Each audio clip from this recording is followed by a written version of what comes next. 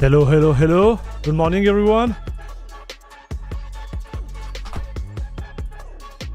Whoa! Okay, let's go. I'm a little bit late. Sorry about that.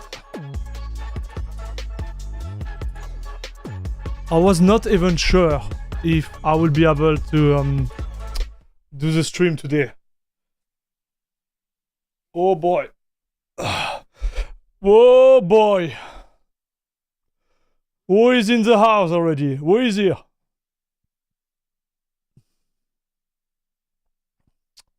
Hello GR2H, Logic Slayer.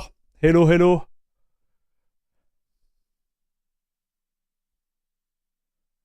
Cince, what's up? Leonardo, Groovy Train. Salut Spring Chicken. Papa was late again. Yes. Salut Martin. Lumki, Fazy, good morning. How are you? Nawa, what's up?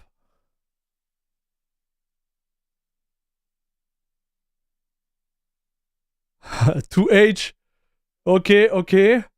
Xenai, Trolling Thunder, what's up? So did you get your hands on a card yet? Okay, so how do I'm going to explain that, dude. Let me explain it to you how everything is actually looking right now.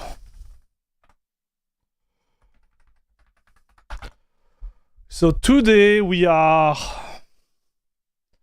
Wednesday. Okay? Wednesday is the 5th. And the official release of the 9070 XT is for tomorrow. Thursday the 6th. Okay. So do I have the chance to get my hand on a card? No. No, because the way I intended to do it was to go to the store. I went to the store on Saturday morning and I talked to them, right? I was like, bro, like, I need to secure one. Like, this is really important, blah, blah, blah. Okay. And what happened at the store is that the owner of the store told me that they have so much stock, there is nothing to worry about. Like, literally, the guy told me that. It was like, it's unprecedented. He couldn't tell me how much stock they have, obviously, but he was like, I wouldn't worry about it. He said, compared to NVIDIA, it's night and day. That's what he said to me. Because he couldn't say a lot, right? He couldn't say how much he had exactly, but he said, like, this is night and day. So the offer information on top of that, he didn't say that to me, okay? But this is information I gathered. They have been stocking up, which is really important. They have been stocking up on AMD 9070 and 9070 XT for more than a month and a half, or like I would say almost 2 months, dude. So 2 months of stocking, it starts to be interesting. Okay, it starts to be, I believe, like seriously interesting.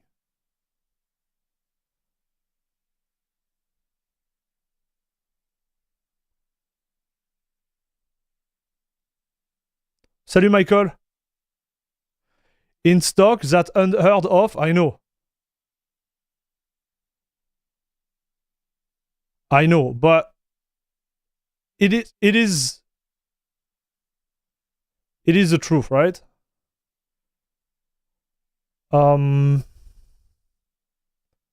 Yeah.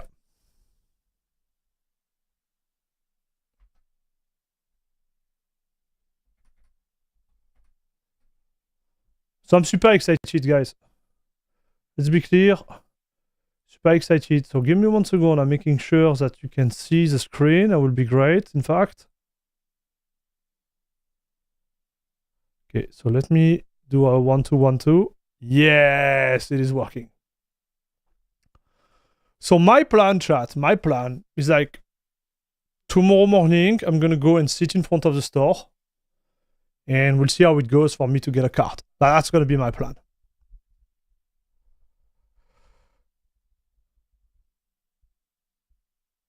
They have been shipping the card for almost 2 months now and they delayed the release. Also, good morning. Salut Karamam. Hello Sandro, how are you? We might get card at MSRP. Okay, so talking about the price. He said the price, he couldn't talk about it. But the price will be at MSRP at launch. What is it gonna be 2 months from now? Nobody knows, right? My store told me they have near 1,000 cards. Fezzy? Wow, 1,000 cards, dude? Oh, that's a lot of cards. Like, I'm pretty sure it's. I'm pretty sure I'm gonna get one. Now, what model I'm going to get? You know, how is it going to go? I don't know, man. Like, I have no idea, chat. I have no idea. We're gonna look at the review right now to see, you know, what it's all about.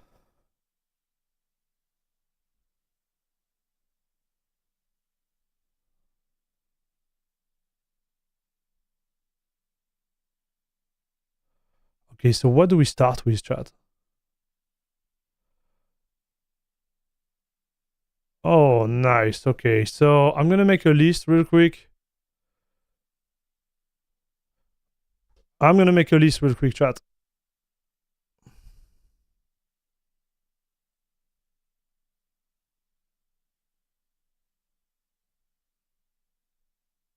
The heck is this?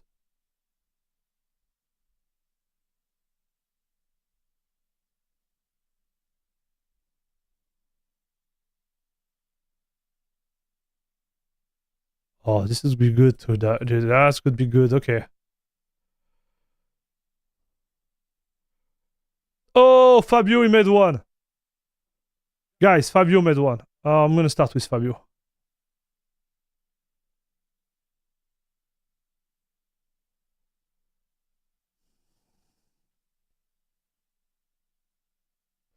Pro Shop told me they have 626 cards in Scandinavia.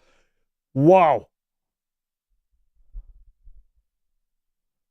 You have to think they had 1590 for the whole stock in the US.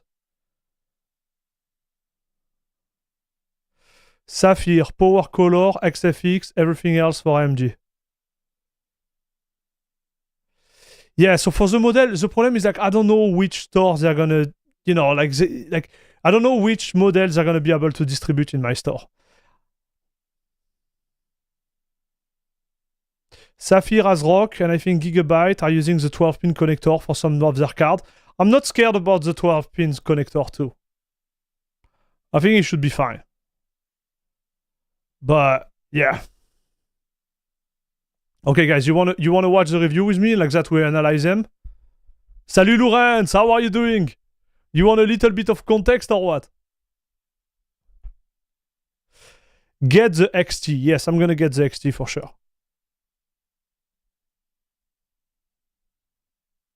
Just looking at the title of the review, it seems that the 9070 series is a winner. Yes. So we're gonna go through the review and then I'm gonna share my thought. Okay. My thought before testing it, and then my plan is like tomorrow I'm gonna try to get one, and on Friday, if I can, we're gonna do a full install of CachyOS on a 9070 XT, dude, and do some benchmark live on YouTube, dude. That's gonna be the ultimate end game for me.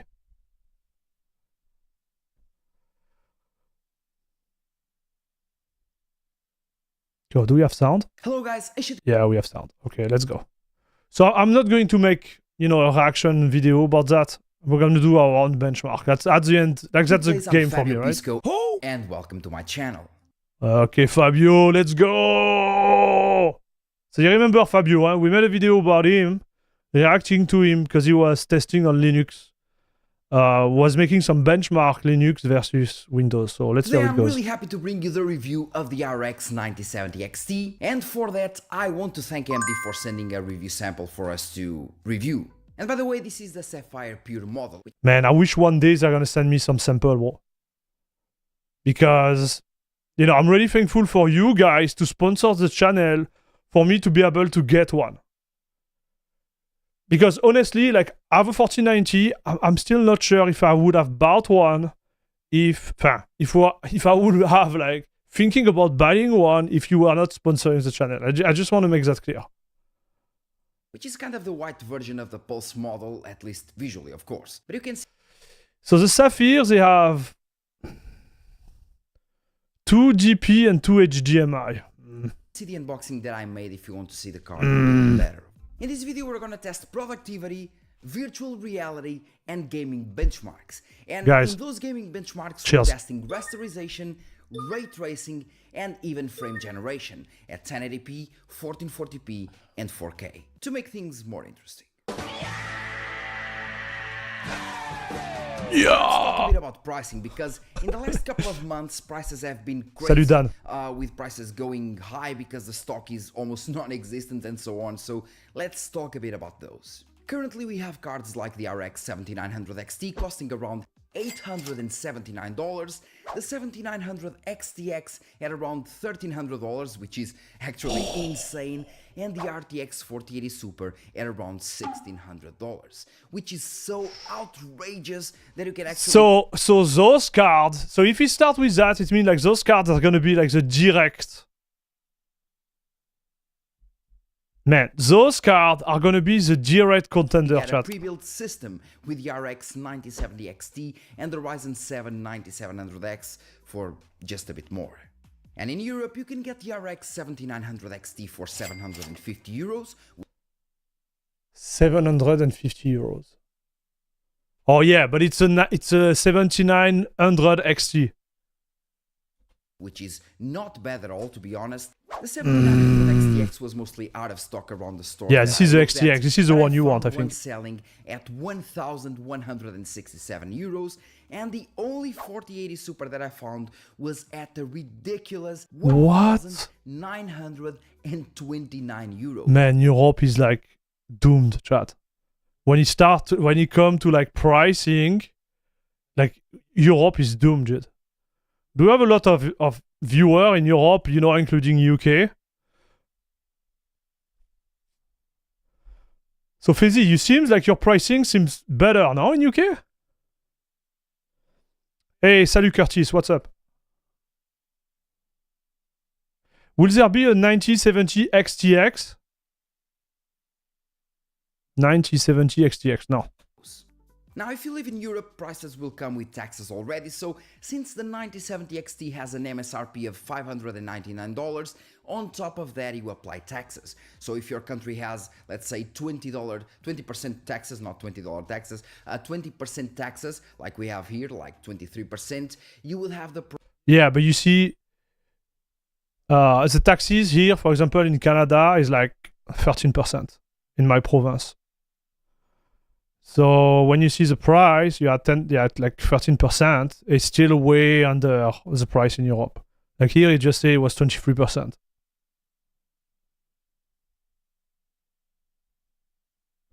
Price of the 9070 XT being around €750, around that, depending once again on your country, on the VAT, on the model, and so on. So from 700. So the VAT, which is a tax on value added, it's like value added tax. Sorry, it really depends on your country, but the trick is in Europe is like you could buy, for example, like if you are living in France and your VAT is too high, you can still buy from Germany, right? Like you're not doing something illegal because of how Europe is structured. Wait until you see PC part pricing in Brazil.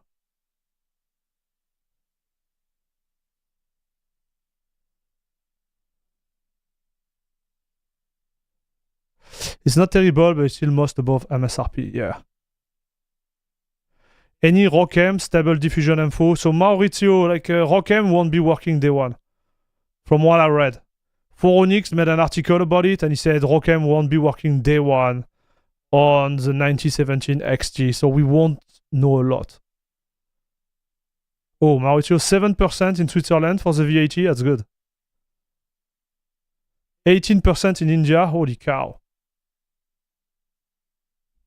To 750 euros, which of course is still way lower than getting a 7900 XT in most countries. And the 9070 XT has new AI features, FSR4 that by the way is very good, and we'll talk about that in the end as well, and many other things. So let me tell you already that the RX 9070 XT is very worth it. Ah! Today's video sponsor is Man, listen, dude, I'm really excited. I'm really excited about that. So this time we will pass this.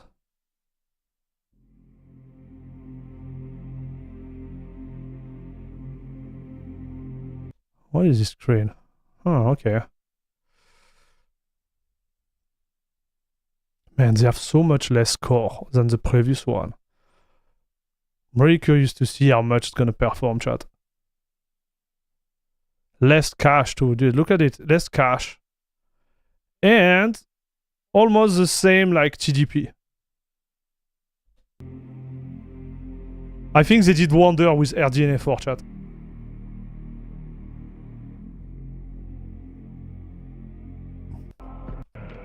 Pierre Polyev wants you to think Canada. The heck, bro!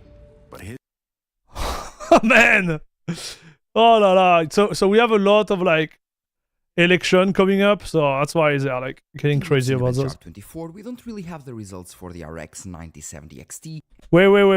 Cinebench. What?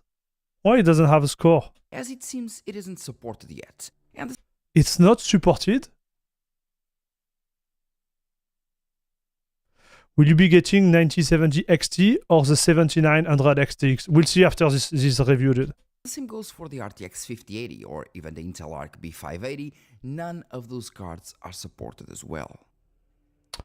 I don't know if it has been already said, but will you try Monster Hunter? No. I didn't buy it. Lorenz, if you want to buy me a key for me to try it, but I'm not planning to buy this game. Listen, man, I'm not planning to buy this one.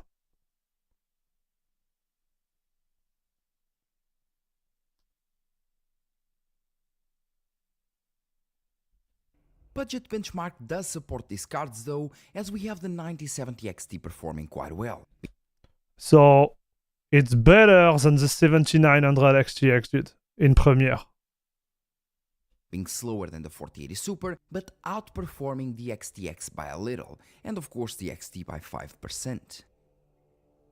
In terms of AI generation, we have again the 4080 Super being the faster card overall, up Whoa. to 2.13 times the performance Look, of the 7900 XTX, better than this. 66% faster than the 9070 XT.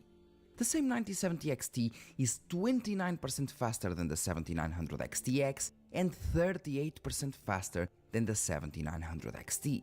Meaning that while the 7900 XT takes up to 3.4 seconds to generate one image, the 9070 XT does it in 2.3 seconds and the 4080 Super Wow, in that's pretty cool, huh? 1.4 seconds.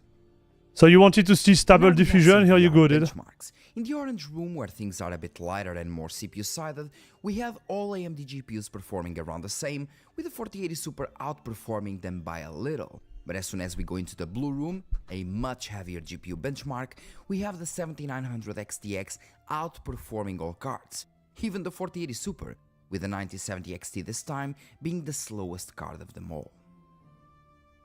As for Blender Open Data, it still doesn't support the 9070 XT, or maybe it is just that the drivers that I got from AMD. So you see, like ROCm is not there, dude. You were wondering, like this works through ROCm. So even on Windows, it's not supported yet, I guess.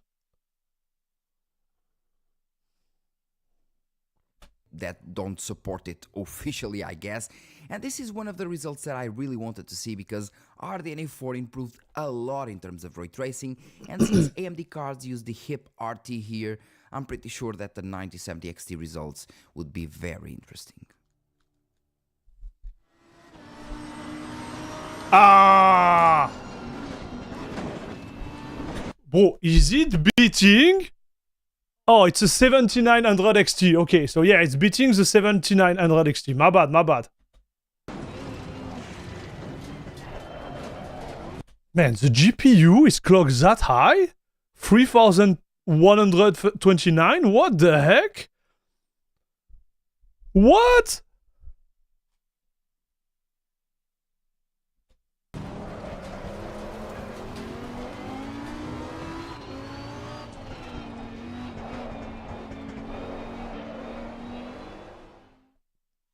Our first gaming benchmark is with Assetto Corsa, and at 1080p almost all GPUs are a bit CPU bottlenecked, with the 4080 Super delivering quite a bit more FPS due to driver optimizations for this title. Moving to 1440p shows us a different picture, with the 4080 Super now being outmatched by the overclocked 7900 XTX and the 9070 XT being really close to the 7900 XT. Man, what is this? So on Assetto Corsa, it works not as good as the 7900 XT. I thought it was like better than the 7900 XT, dude. What's interesting here is that even though the 7900 XT is supposed to have more raw power, the 9070 XT outperforms it by 5% stock versus stock and 3% OC versus OC. Very interesting results here.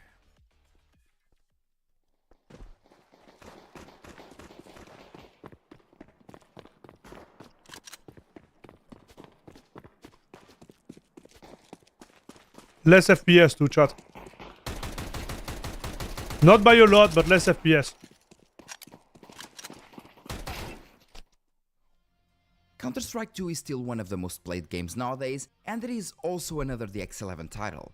And it seems the 9070 XT does fairly well at 1080p, but as we move to 1440p, the other cards with more raw power start getting ahead, with the 7900 XT now being 10% faster. And the trend continues at 4K, where the 9070 XT is the slowest card here. Maybe some driver updates can fix these results, I don't really know. Summer is a perfect time to see the Yukon. Come on, bro. The midnight sun just never sets. Well, maybe...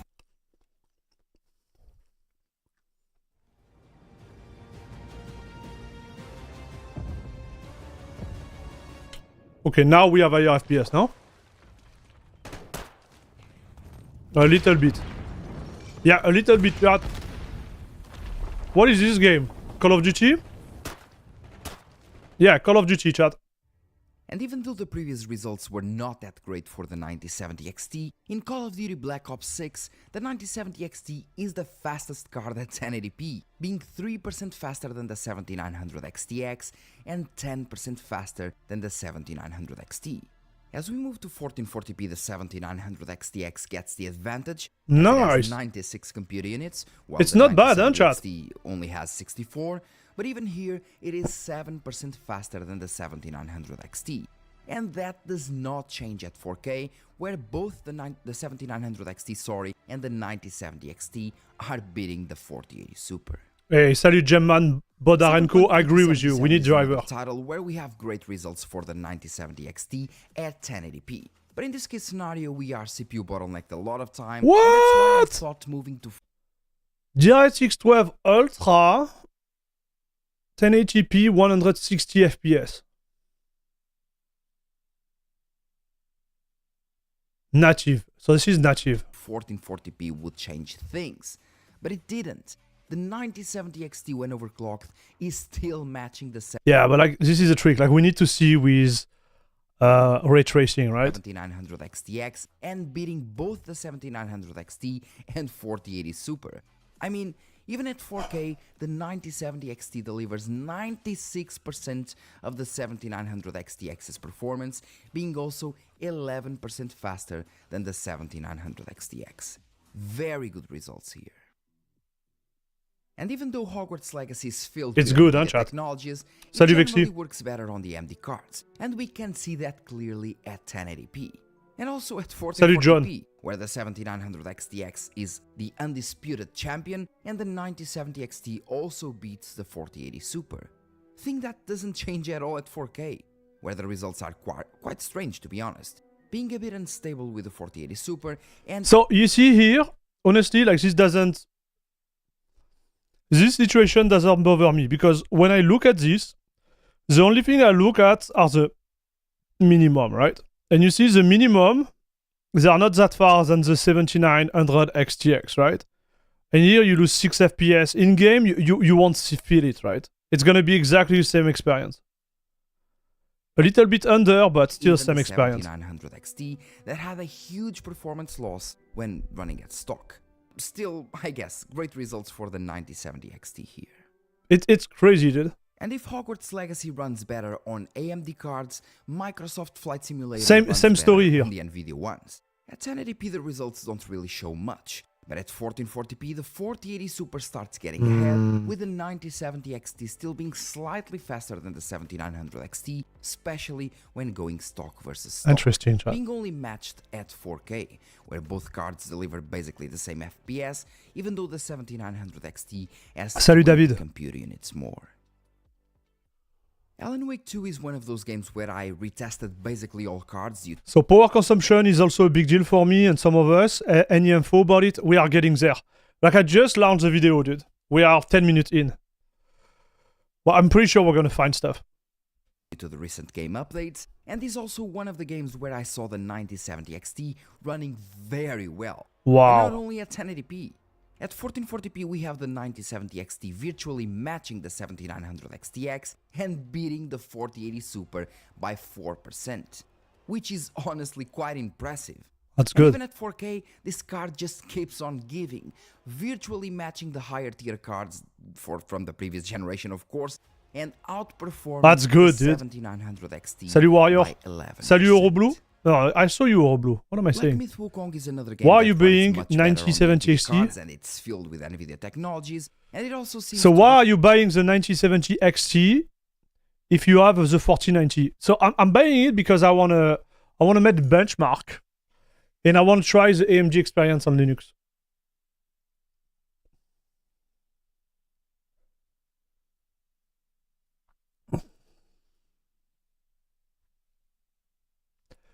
It's matching, but you have to OC to 3300, and not all cards will do that. I want to see, like... This is a trick, dude. The OC at 3300. I want to see if it was hard for him to get there. run quite well on RDNA 4. Here, the 9070 XT outmatches the 7900 XTX while having 32 computer units less and Wow. consuming less power.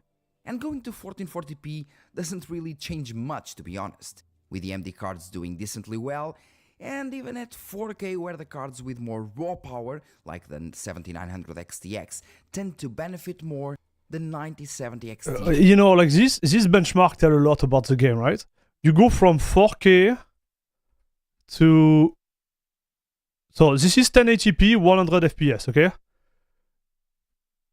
You go at 1440p, you're at 92. decently well, and even at 4 You go at benefit 4K, more, you're at the 64. 9070 XT is still able to deliver 97% of its performance. AMD really improved the architecture with RDNA 4. I have to finish this paper. I'm swamped. So with the 4090, you are only disappointed with this? I don't know, man. We'll see. To Avatar Frontiers of Pandora, this is another one of those games where you can't really disable ray tracing. It is always enabled to some extent, and this is why the 4080 Super is demolishing the AMD cards here. Exactly the same happens at 1440p, where even though the 9070 XT's computer units can do much more work ray tracing wise, well, the 32 extra computer units on the 7900 XTX make it a bit faster, only increasing the difference at 4K. But still, the 9070 XT is 3% faster than the 7900 XT, which is far from bad. And Starfield is one of those titles that we all know is poorly optimized, not purely. That would be a joke, nice joke. Especially when we're talking about Like Starfield is the high worst FPS game, dude, numbers. those days. And that is why even Worst the game 1080p ever cards released are in terms of barely optimization, doing chat. over 100 FPS. And that's also the reason we have only a slight FPS decrease when going to 1440p, where the 9070 XT is again very close to its bigger dogs, I mean, another joke, being faster than the 7900 XT, and almost on par with the 7900 XTX. And it even does, well, what is usually not expected for a card that costs $599. It can run this game at 4K 60 Guys, FPS. I think this is the most important, right? It's running Starfield at 4K for $600, man. Without any kind of upscaling, which is honestly a joy to see in 2025. Stalker 2 also shows some interesting So is the 7900 XTX supposed to be better than the 9070 XT? Apparently by not that much. results, with the 4080 Super being much faster here of course, and the difference only gets bigger at 1440p, where the 9070 XT still matches the 7900 XT, and the 7900 XTX gets a bit closer to the 4080 Super. But if we're talking about 4K, well, the 4080 Super is the only card able to deliver 60 FPS without upscaling, while the 9070 XT is now slightly slower than the 7900 XT as well. It is interesting to see how the architecture and drivers affect the performance in different games. And talking about different games and game engines, we have Kingdom Come Deliverance 2. And this is one of those games where the Nvidia cards just blow the AMD ones out Holy of the cow, water. dude. Although we shall note that there were no performance updates for the previous generation cards up to the 25.2.1 drivers, and I even tested these new drivers on the older generation cards and the performance was the same. This in this game of course, with the 9070 XT outperforming the 7900 But it's impressive there again, XTX huh, in chat? this title Even at 1080p. stock, it's better. And also at 1440p, where it is 3% faster than the 7900 XTX and 13% faster than the 7900 XT. At 4K, the 7900 XTX finally outmatches the 9070 XT by a little, but the new architecture just shows to be much better with CryEngine, with the 9070 XT with 64 computers. Man, it's insane that the 9070 XT is still better than the 79 XTX, chat. Like, not obviously, like, not by a lot. Like, this is margin of error, but like, how much was this card at launch? Like, at least 800, no? This one is 600, dude. This is 600 versus like 800 like 2 years ago. Units matching the 7900 XTX with It's a good 96. surprise, right?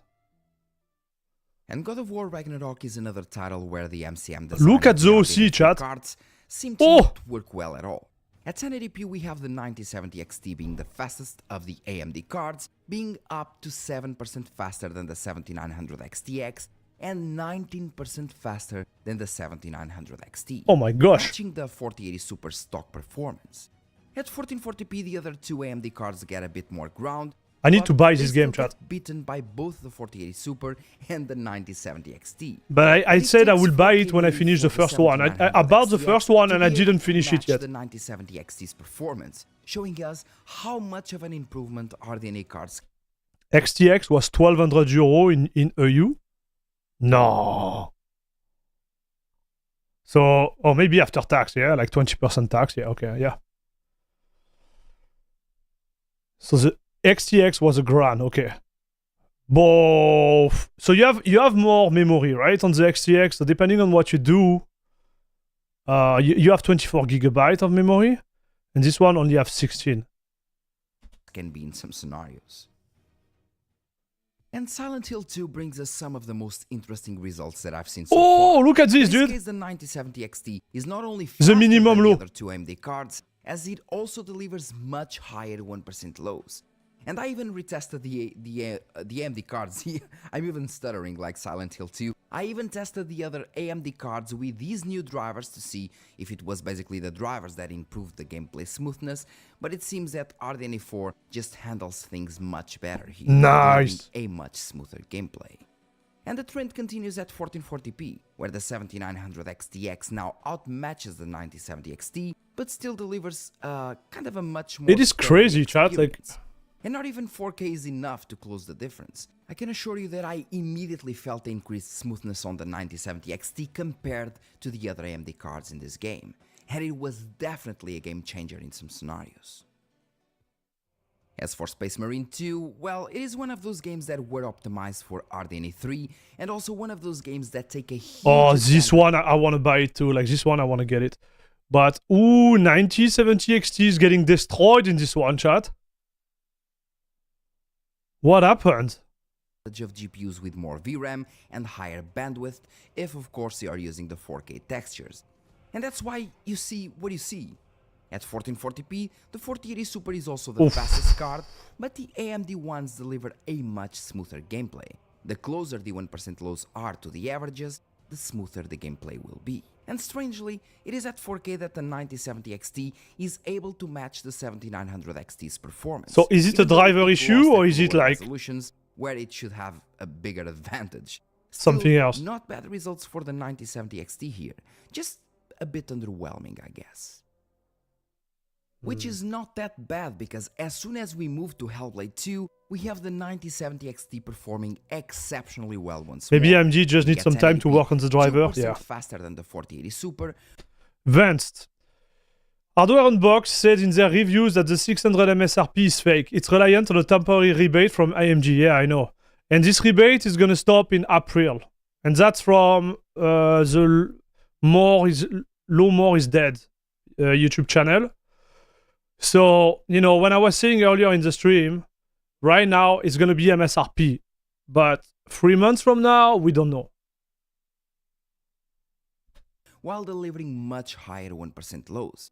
5% faster than the 7900 XT. People are going to fight for them, I think. 13% faster than the 7900 XT. And what is more impressive is that this has almost no changes at 1440p, where the 9070 XT is still the fastest card since it has virtually the same FPS as the 4080 Super, but of course has much higher 1% lows. And it is only at 4K that both the 4080 Super and the 7900 XTX take the lead. But not by anything relevant, to be honest. Outstanding results for the 9070 XT here. And now we have the averages, and at 1080p we have the RTX 4080 Super being the faster card, with the overclocked 9070 XT being able to match the stock 7900 XTX performance, which is an amazing feat if you ask me. As we move to higher resolutions such as 1440p, we still have the 9070 XT outmatching the 7900 XT's performance, but this time just by a little bit, with the 7900 XTX. So, if you have a 7900 XTX, you're still in the race, dude. Like, this card is definitively not for you.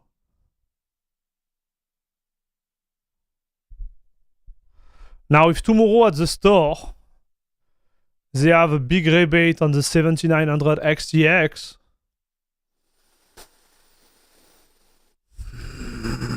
it's still a better card, chat. Average on rasterization. Now the question, chat. FSR4, and ray tracing. Let's see if he talks about it. To the 4080 Super as well. And at 4K, the 7900 XT virtually matches the 4080 Super's performance, and the 9070 XT is still delivering better performance than the 7900 XT, with usually lower power draw and 20 compute units less. Very impressive. As you saw, in terms of rasterization, the performance is actually pretty nice. We have the 9070 XT usually being, or at least being way faster than the 7900 XT in most scenarios, slightly faster in others, but it is still a win since the card is punching way Alexei, above what's up? its price tag, considering price, considering many other things that you saw. The performance is quite good and quite interesting. Many people were hoping to get the 7900 GRE performance, but we actually get way more. In some titles, it is even matching or outclassing the 7900 XTX, which is actually a very, very good thing and shows us once again that RDNA 4 was a massive improvement. Although RDNA 4 was said to be a massive improvement mostly in terms of one thing, ray tracing, where AMD told us that the performance increase would be massive, at least according to their slides. Salut Sunrise. So let's see What's if up? the performance increase is really massive, especially since the Hello, 970 Chris. XT has way less compute units than the 7900 XT. What? I have a 7900 XTX, but I'm still thinking about switching to the 9070 XT. Why, dude? And 7900 XTX. And as I was telling you, ray tracing performance was one of the key points of RDNA 4, and in Cyberpunk 2070. What? RTX Ultra?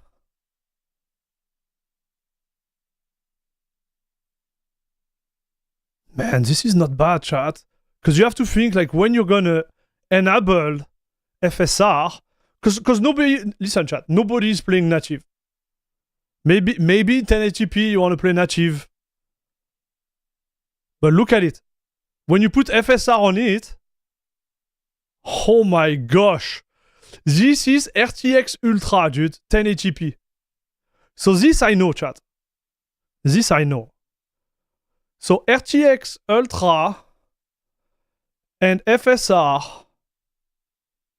Let's see when they arrive at 1440p. 9070 XT being 23% faster than the 7900 XTX. This is crazy, chat. 34% faster than the 7900 XT. With the 4080 Super not delivering much more FPS with DLSS because of a CPU bug. Because let's be honest, chat. You are not going to play the game natively. I know some of you are gonna be like, yeah, I'm playing natively, but maybe you are in 1080p.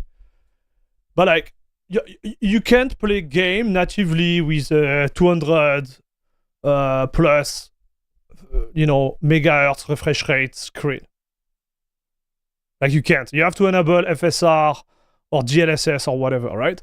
So this graph will be more representative of what most people are going to do, right? They're gonna put the card, they're gonna put the ray tracing because it's fancy, and they're gonna put FSR.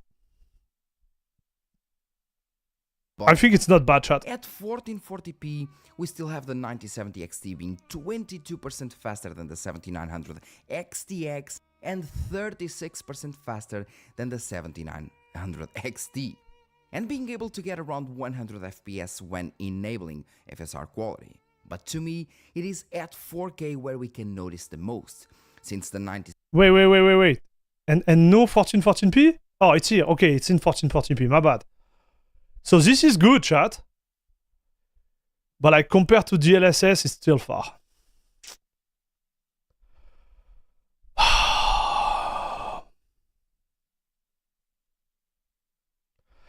You see, even if I lose 20% there, I think I'm still above. We're gonna have to check. I'm gonna talk about that at the end of the video, chat. 36% faster than the 7900 XT, and being able to get around 100 FPS when enabling FSR quality. But to me, it is at 4K where we can notice the most, since the 9070 XT with FSR quality can deliver 53 FPS, while even the 7900 XTX stays at 44 and the 7900 XT barely hits 40. Moving to a lighter ray tracing scenario, we have Resident Evil 4, that uses the RE engine that usually loves AMD cards. Or should I say instead, it loves AMD's raw power. And that is exactly why the 7900 XT now matches the 9070 XT even at 1080p. At 1440p, the RTX 4080 Super falls in line with the 9070 XT's performance in terms of rasterization and even ray tracing, which is actually really cool to see. And at 1440p ultra-wide, it is more of the same, with the 7900... So it will be, guys... XTX with ray tracing enabled, delivering the same performance as the other cards with ray tracing disabled. Moving to The Witcher 3, well, I believe that at 1080p we have some kind of CPU bottleneck when running ray tracing. And I say that because even though all GPUs hit 100% usage, it seems very odd that all have basically the same results. But as we move to 1440p, it is the same, which makes it even stranger. But I guess that's just how the game works or something, because even at 4K, the 7900 XTX, the 4080 Super, and the 9070 XT deliver virtually the same results with ray tracing enabled, with only the 7900 XT being considerably slower here. Oh, there is so much number, I'm losing my mind, chat. Thinking about path tracing, well, here we are with Alan Wake 2. Oh.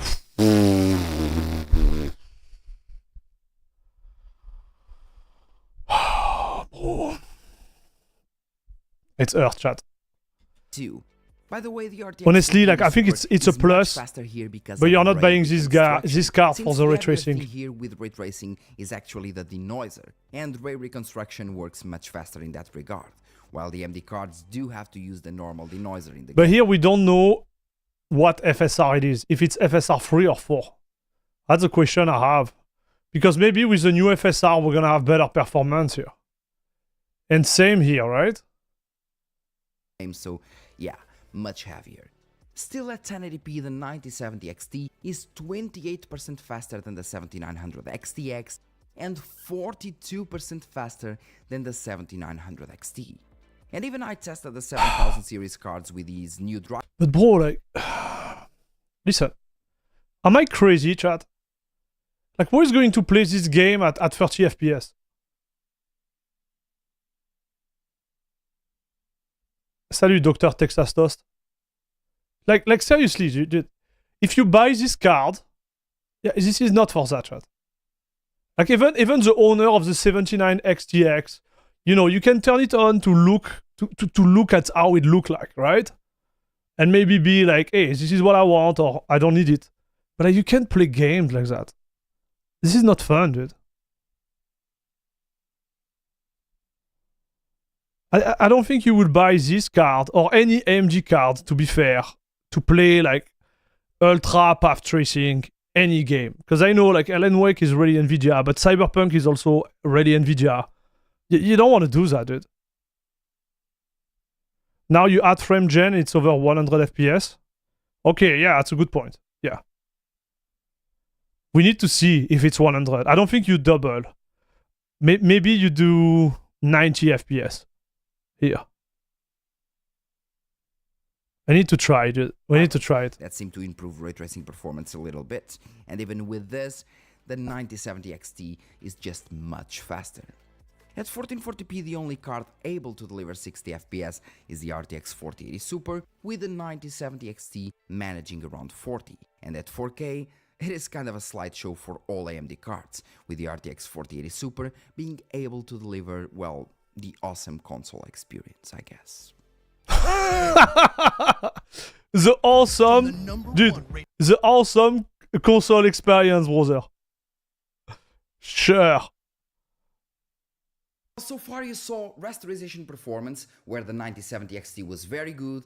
You saw ray tracing performance, which was a massive increase compared to the 7900 XT and XTX, and if you compare the same computer units with the 7800 XT, it is a way bigger increase, like you can see in the other video that I just made, or that at least I will release in a couple of hours, I guess. But there's more. Let's now see how frame generation works, because frame generation technologies are slightly different, and sometimes it is just not about quality or input latency, it is also about the amount of frames that you can get out of the same base frame rate. So if the card is more efficient, if the technology is more efficient, then with the same base frame rates, you'll get more FPS or better smoothness with frame generation. Okay, so give me the juice, Papa.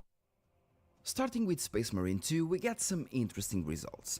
It seems that frame generation not only delivers less FPS on the 4080 Super here, but also lower 1% lows than the ones that we have natively with the 7900 XT. Man, this is crazy. Like, what is happening on this 4080, dude? What the heck is going on, bro? Bro, like, this 4080 is dying. Like, with frame gen, his minimum FPS is lower than without frame gen, dude. Like the 4080 is dying on the bench. It's like, oh, let me out. X, for example, having lower FPS without frame generation, but outperforming the 4080 Super massively with it enabled. And the same thing happens at 1440p with a 9070. And this game is definitively like for the 7900 XTX. Like this is the only game where it kind of like destroy everything, chat. I don't know if you remember, but like this is like from the test, there is 2 games. I think there was this one and Assetto Corsa, right? XT getting closer to the 7900 XT, and at 4K we can see that RDNA 4 does frame generation more efficiently, as with the same base FPS as the 7900 XT, it delivers around 4 FPS more. Yeah, it's the same. Interesting. The same, chat. And with Stalker 2 it is more of the same, and I believe this is one of the Oh, reasons that's good, NVIDIA dude. improved their frame generation recently. Okay, this is good because literally here in game you won't see the difference, chat. Yeah, now you won't. 216 or 200 FPS, you won't. So this is good, chat. With DLSS 4, making it deliver more FPS. At 1440p we have the 4080 Super performing Yeah, quite same well, here. but still way behind the 7900 XTX that delivers a way smoother experience. And not only that, AMD's frame generation here is much more efficient. So, guys, I want to be honest. I want to be honest, dude. To me, the 4080 Super is the worst choice in the NVIDIA lineup, right? Because if you look at the 4090, you're going to be at plus 30% here. So, you know, at the time when it was released. Now, like with the pricing, like it's another story. But when it was released, this one was the worst. Like 4080. 4080 Super, it's a little bit plus, but like nothing crazy. So I'm like,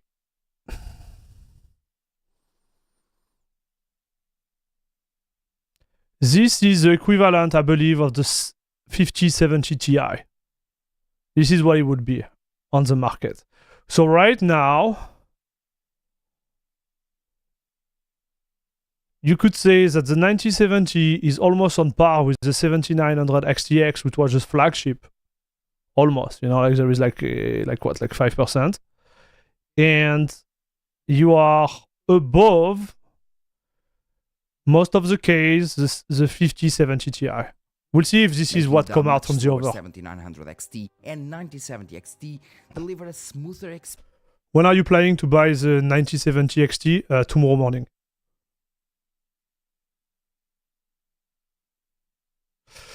FrameGen tend to actually double FPS better than NVIDIA. FrameGen does it, and it works much better with VSync and VRR. Ready, Fezzy?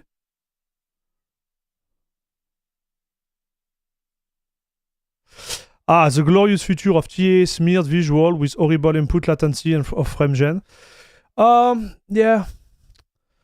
You know, when you really understand FrameGen, what is important for FrameGen is to have a base FPS which is super high, right? So you see, like the experience of FrameGen on a 4050 versus a 4090 is totally different, right? Even if you get like super high FPS, the experience itself is different because the base FPS is not the same, right? So me, when I play with FrameGen on my 4090, I almost have no input lag. Like I have a little bit, but I would say like it will be half of, for example, like VSync. You see, when you enable VSync, you have like this input lag. With FrameGen, I would have like half or maybe 1/4 depending on the game, because the base frame is so high, right? But if you go the other way around and you have a base frame which is really low, then it impacts really like the input lag. Experience than the 4080 Super, sorry, with frame generation. So it's not and all it is the only at time 4K bad. that the 4080 Super manages to surpass those cards. But where NVIDIA is really good at it in terms of marketing is like they're showing you always like the flagship and they are selling the lowest card, right? So this is where they are like, oh yeah, look at this 5090 or 4090 bench. This is awesome. And dude, I have a 4090. I'm telling you, this is awesome. Like, I would be lying to you guys if I was telling you, like, this is, like, the thing is insane, right? But then you look at the other card, and if you really understand how it works, well, frame gen on a 5060 or 4060, no. No, dude. It's not happening. It's you have, like, the experience in itself is a totally different thing. So which model of 9070 XT are you looking at? Whatever they are in stock.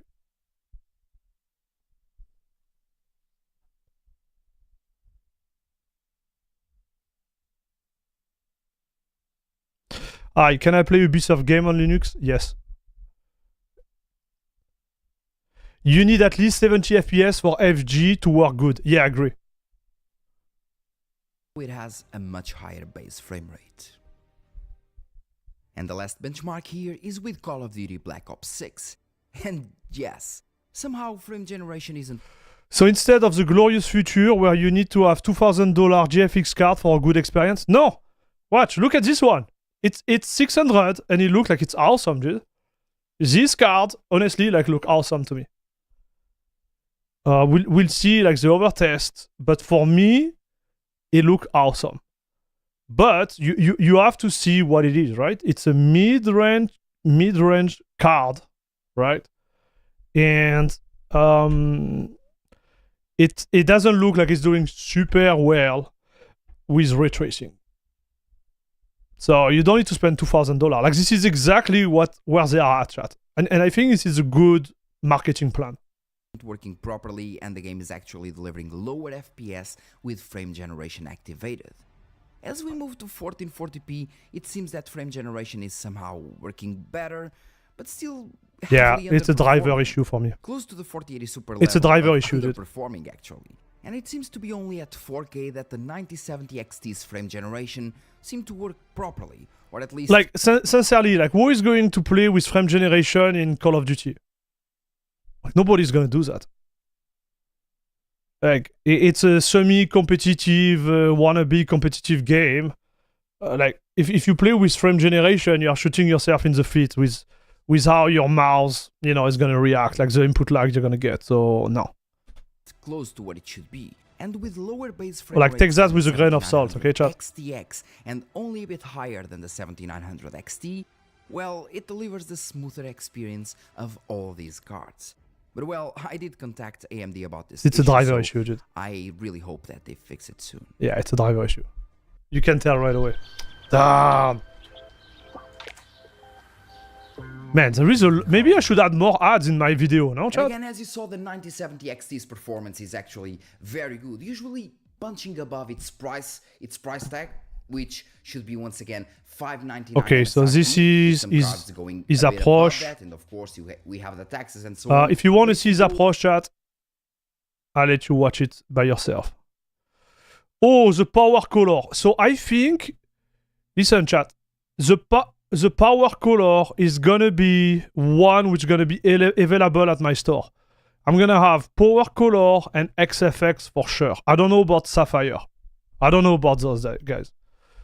So it's gonna be between power color and XFX for me. AMD have finally done it. This is the new 9070 XT, pumping out more frames than a 5070 Ti. And apparently, nice. It's $150 cheaper. Nice! I say apparently because as for what the real-world pricing is going to be for these new GPUs, I guess we'll just have to wait. Salut Jolad, what's up? As for performance though, they are looking really promising. And I'm not just saying that to hype up the underdog, which is AMD. They are actually very strong GPUs. So here we have the 9070 and 9070 XT, the first two new GPUs of AMD. So wait, they have only two connectors? They have the 9070 and... So this is 150 watt, right? So 150 is going to be 300, and the PCI Express is 75. So you don't need 3, because I think the maximum wattage is 340 watt. Like, you don't really need 3, chat. You don't need 3, dude. Even to overclock. I want to see if someone talk about overclock. 9070 XT, the first 2 new GPUs of AMD's 9000 series. The VRAM setup is the same on both, so it's 16 gigabytes. So 304 watt and 340 watt. Got it. Of GDDR6, which is the same capacity as what you'll find on NVIDIA's 5070 Ti, but at slower speed. Fabio used card with only 2 8 pin. Okay, so you don't need more than that. Bonus feature, the connector doesn't catch fire. One of the cards I'm looking at has a 6 by 12 pin connector. But like if you just push like 350 watt in this connector, it should be fine. There is an issue when you push it at 600 watt, right? But 300 should be fine. Speeds. Making up that performance difference though is the new RDNA 4 architecture, 56 and 64 compute units respectively, with the 9070. Yeah, so this one is a no-go, dude. Like this one, like don't even look at it. Like, yeah, at least if they remove, like if they price it at 450, yes, or 400, yes, but otherwise, no. XT there is no also point. Getting a faster boost clock. So 9070, 5070, 9070 XT, 5070 Ti. These are the 4 GPUs that we're looking at today. Let's start with the 9070 at 1440p. Man, this card look good. I like it. Settings. I tested it against the RTX 5070. Which one is the better $550 GPU? Well, it's pretty close, but in most games, it's the new AMD 9070. Okay, so the one he underperformed, it's again Assetto Corsa, chat. This is exactly what we noticed, huh? You remember, chat? This is the one. Otherwise, the 70 is above the 570. Okay, oh, it's not the OC. Okay, the games okay. here see around a 5 it's not the to XT chat. 10% Okay. uplift over 20% in Red Dead Redemption 2, but there are a couple of standouts where the NVIDIA card is way faster. Black Assetto Niche Corsa Foucault. Competizione, which is a racing sim, favors NVIDIA cards massively for whatever reason. I double-checked these results, of course, cleaned the drivers, even swapped to So at the same Monza, chat. and kept getting the same result. But otherwise, the 9070 isn't looking bad at all. But I still don't recommend it. What I do recommend though is spending an extra $50 and Yes. getting the XT model instead. In F124, Horizon's Dude.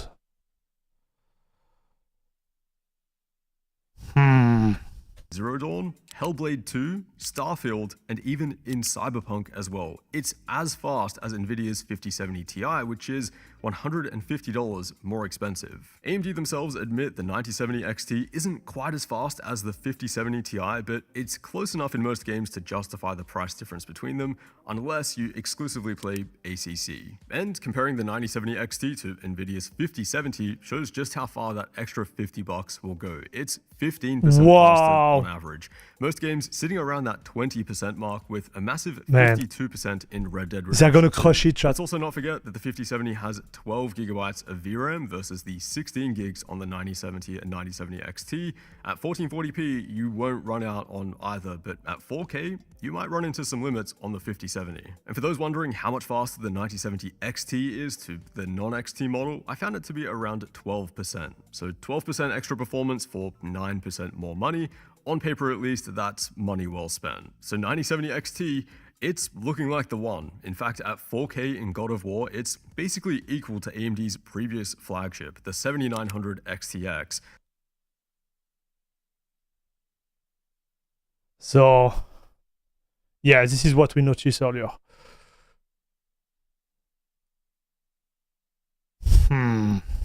That also lands you around RTX 4080 performance. Both of those GPUs were significantly more expensive just last generation, so 9070 XT for $600, that is looking... Bro, for $600, you have a card which is going to outperform the before last flagship, the 3090 did.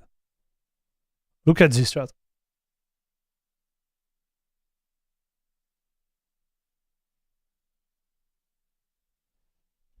Extremely impressive. In Forza Horizon 5, again at 4K maxed out settings, it's almost as fast as NVIDIA's 5080, which is absolutely nuts. In fact, the 1% lows are basically equal. If you've got a 3080 or a 4070 around that tier of performance or lower, then it's a really noticeable jump. There are a couple of catches though. First one being AMD's FSR upscaling versus Nvidia's DLSS. In most games out there, generally speaking, DLSS is going to look a little bit better. In fact, in Cyberpunk and Black Myth Wukong, it's not even close. I really hope you never have to use FSR 3 or 2.1 because it looks terrible. I mean, it's unbelievably over-sharpened in these games. It's shimmery, man, there's bad, tons of ghosting. Nvidia aren't perfect either, but it's an area where they've invested a ton more development, and I've got to say it really shows. AMD are releasing a new version though. It's called FSR 4, only available in a few games for now though. I did some brief testing in Black Ops 6, and it does look cleaner than FSR 3. FSR 3 in this game looks pretty soft. FSR 4 looks a lot closer to native. Hopefully AMD can get FSR working well in a lot more games out there because... Man, look at this difference. Okay, this is good, chat.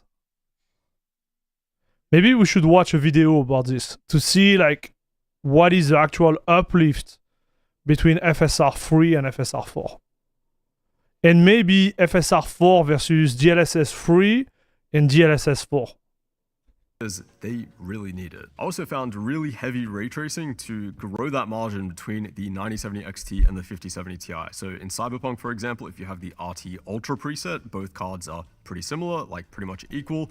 But if you turn on RT Overdrive, which is much heavier, then the AMD card just pretty much tanks. Now maybe it's a driver bug, maybe it's just because this is a really heavy Nvidia sponsored title, but for what it's worth, AMD's own testing does show weaker performance once ray tracing is switched on. The other catch is power efficiency, where Nvidia's Blackwell architecture is superior, although these GPUs are built on a very similar... Man. Okay, so someone in the chat was asking about power efficiency. You got your answer there.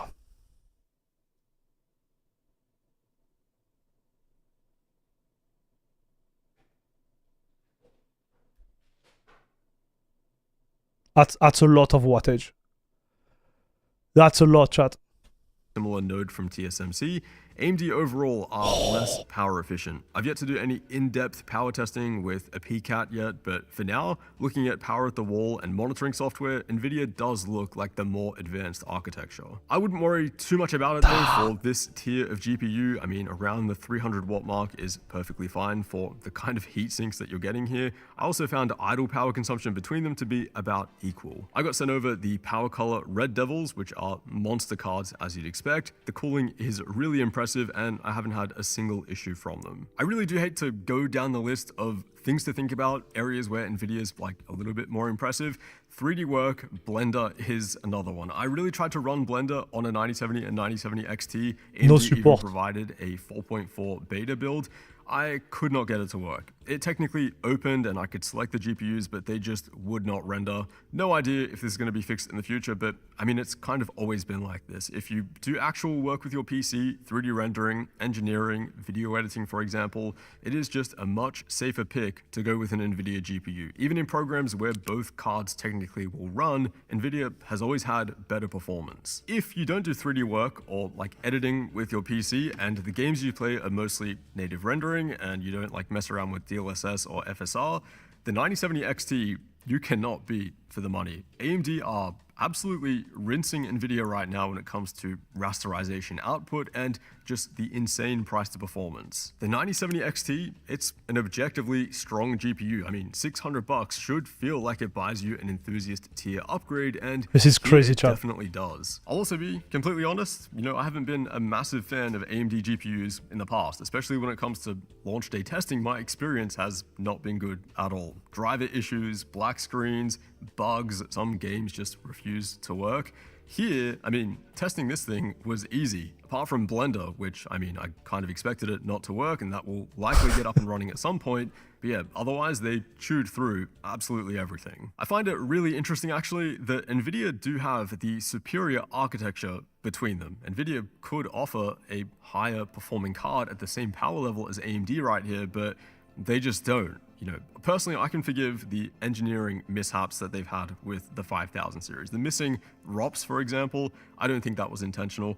The melting power connector, which we've seen a few times here and there, Is that negligence? Yeah, probably, but personally, I can see what they're trying to do with a more low-profile, small form factor connector. It's just something they need to keep working on and have more safeguards for.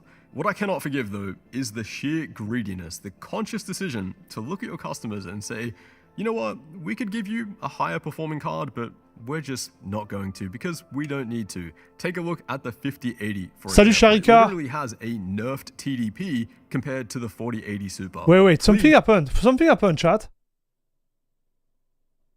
What the heck happened, dude? Like my...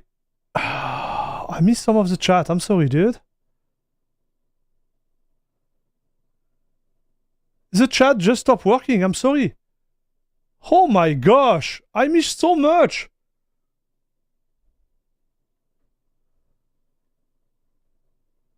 Sorry, guys. I was watching the video and I was looking at chat.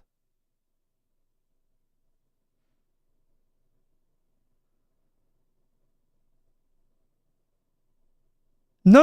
Like my actual, like, I have a special, like, stuff to look at both chat at the same time. I'm really sorry about that.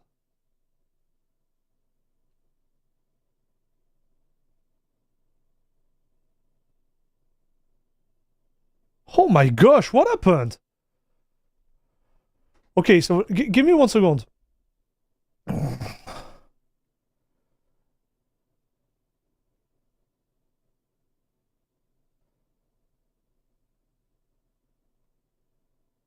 That's why I won't use YouTube, okay, with an ad blocker. Can you feel frame gen when using a controller? Yes, you can. Warrior. Okay, you can, but it's not crazy, okay? But like the game I refuse to use frame gen on. Normally I don't use a controller. So it's a tough question actually. Red Devil are great, okay. So we got Jolad. Power Color Red Devil are great cards. Okay. I agree this card is a good value. Not sure if it's worth the upgrade from a 3080 though. Buy the OC edition, then you don't need to F around with OC in Linux. Yes, I'm gonna go with that, dude. Man, this is crazy. How much chat did I miss? I'm really sorry. I apologize, chat.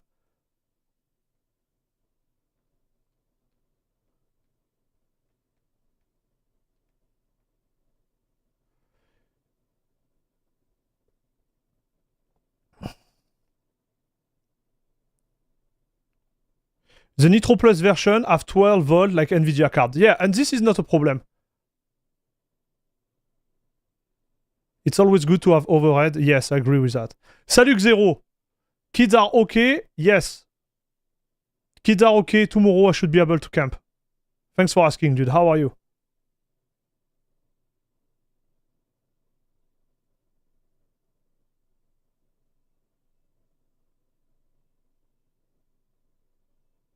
Should I consider Battle Mash for Linux? Salut Embryo. No, don't buy it.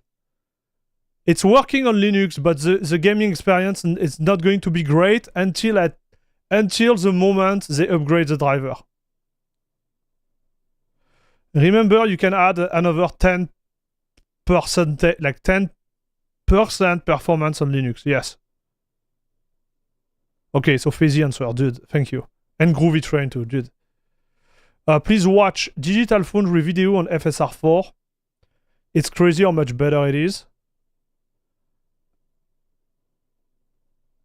FSR4 sits between DLSS 3.7 and DLSS 4. Salut Sharika, how are you doing?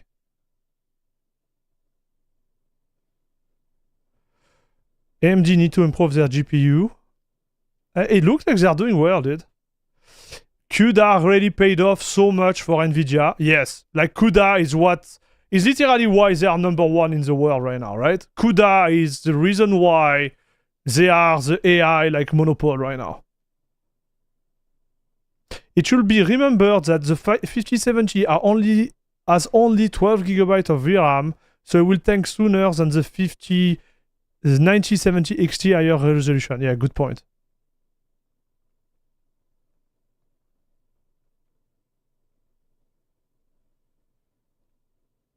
Man. Sorry about that, chat.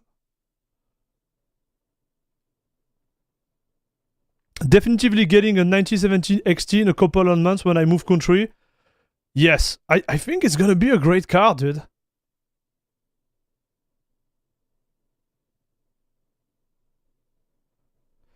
Intel used to do same thing with their CPUs. They could put more core, but they didn't.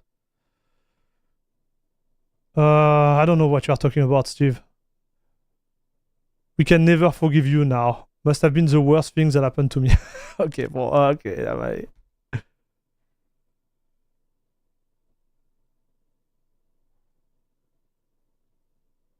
Please make that make sense. Okay. When you leave yourself open like that, this is what. So wait. Please make that.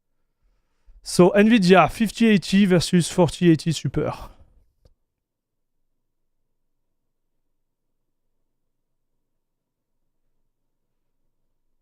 So what was he talking about there? Example, it literally has a nerfed TDP compared to the 4080 Super. Please make that make sense. When you leave yourself open like that, this is what happens. I just really hope there's enough of them at MSRP when they finally launch. Even if you're not looking to pick up a 9070 XT, hopefully this is a big wake-up call for NVIDIA. That's good. That's good, chat. No thanks. That's good, dude. Is there any comparison video about the 9070 XT versus the RTX 4090? No, but I guess we're gonna have one soon. Let's be realistic. By the second day of release, the GPU will be 800 USD or more. Nowadays, I see 40. So, listen, I ask.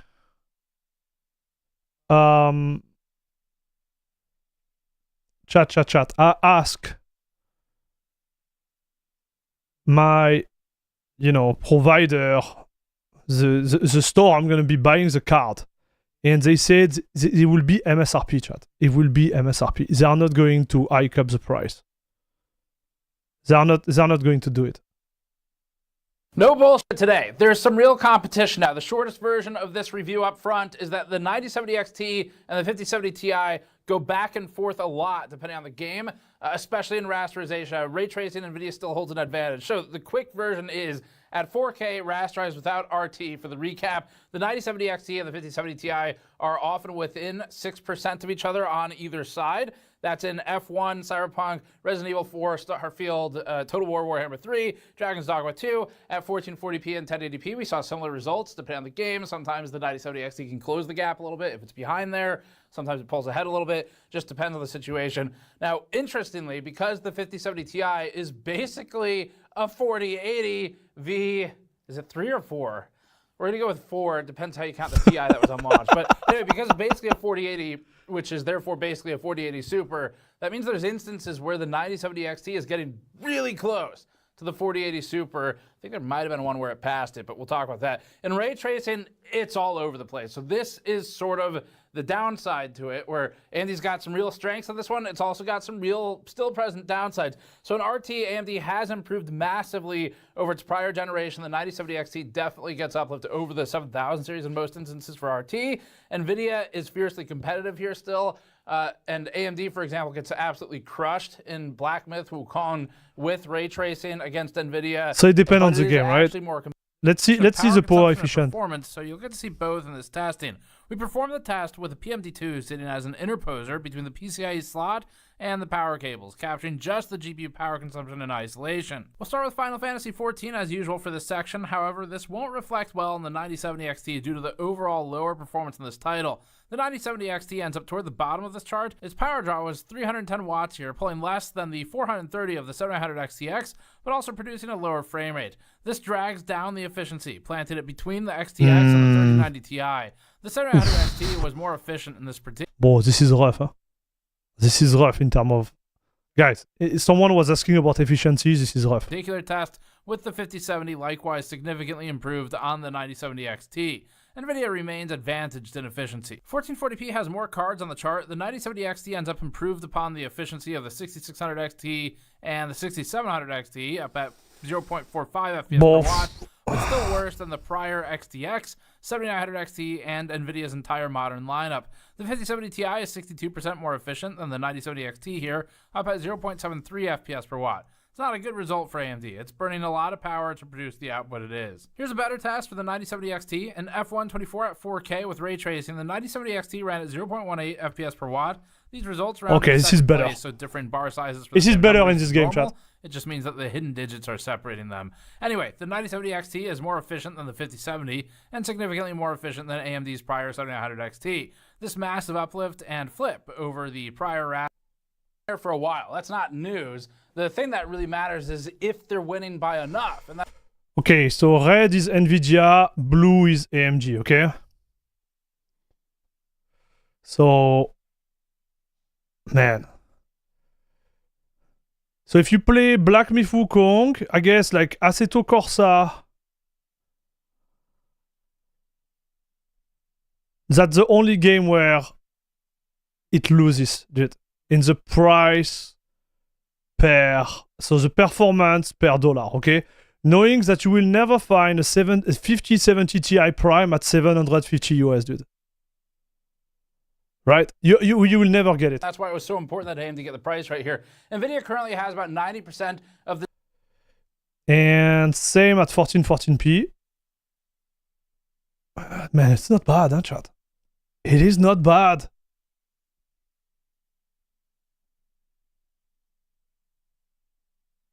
AMD GPU always get undervolted from user.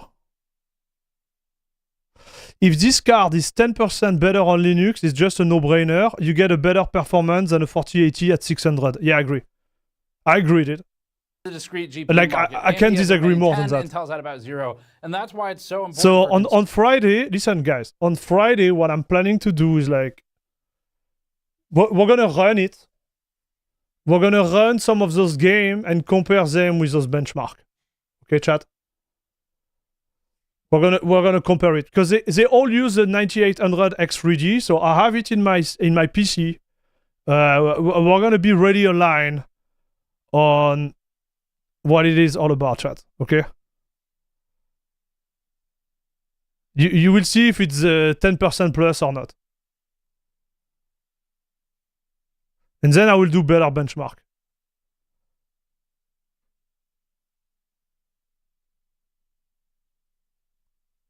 Match what AMD presented, but we also run the newest version. What do they have here? 6028. And I'm at 6230 30 or 31, I don't remember. No, 30, I think. So it's kind of the same. And yeah, so it's gonna be exactly the same overclock. Their Arctic Liquid Freezer is bigger than mine, but I don't think my CPU doesn't get warm anyways. So yeah, we'll see, chat. Of the benchmark across all resolutions and all games that we looked at. Performance. Man, look at this. This is really nice, chat. So the 9070 XT approaches levels of the 7900 XTX in some benchmarks and is commonly around 7900 XT levels, but often.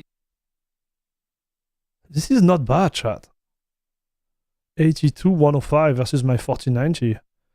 And versus a 4080, you're like 6 FPS behind. Between them. Broadly speaking, the 9070 XT beats the 5070 non-TI, and these charts show the summary of some of the 4K and 1440p results we have against the 5070 Ti. The non-TI is obviously below this. These charts illustrate the percent improvement from a 9070 XT to a 5070 Ti. Or in other words, if the bar is positive and going to the right, then that's a 5070 Ti victory. If it's going to the left, then that's where the 9070 XT was ahead. As for ray tracing performance, NVIDIA's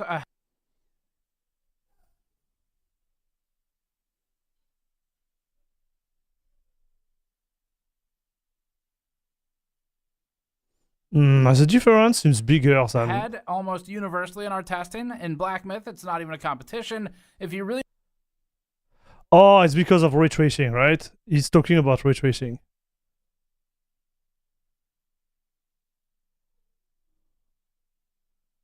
4K. Looks different from what we have seen, huh, chat?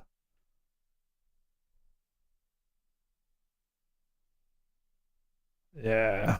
Like, this is not the way I would look at it, chat. Like 4K ray tracing for this card, it's not where it's gonna shine. Had to snap their fingers and change the pricing. So 600 was the minimum to get some groundswell and attention that was positive, and it worked. If you look around online, AMD leading up to the launch here has had a lot of positive groundswell and positive attention, and that's a good thing. It achieved that much, and there's been a lot of enthusiasm over the last few days over the 9070 series, which is also good. And a good part of that is in no small part thanks to NVIDIA fucking up everything they touch. It's like the Midas touch, except... Okay, so it's going to a rant. Oh, Linus Sebastian is remoting in from Texas to present our next award of the evening. And the least crap GPU of 2025 award goes to AMD for the Radeon 9070 XT. Okay. That's right, folks. After fumbling for years, AMD has finally figured out how The to fumbling. manufacture and price a GPU that will actually sell. And all it took for this to happen was for NVIDIA to slip on a banana peel, fall down an elevator shaft, and then have a piano dropped on them. As for the 9070 non-XT, it's also here. In all seriousness, though, at $599 and Man, they got all the Sapphire. They got all access to the Sapphire, dude. $550. Both of these cards are well priced, capable of both 4K gaming and actually good ray tracing, and even add AI-powered upscaling capabilities.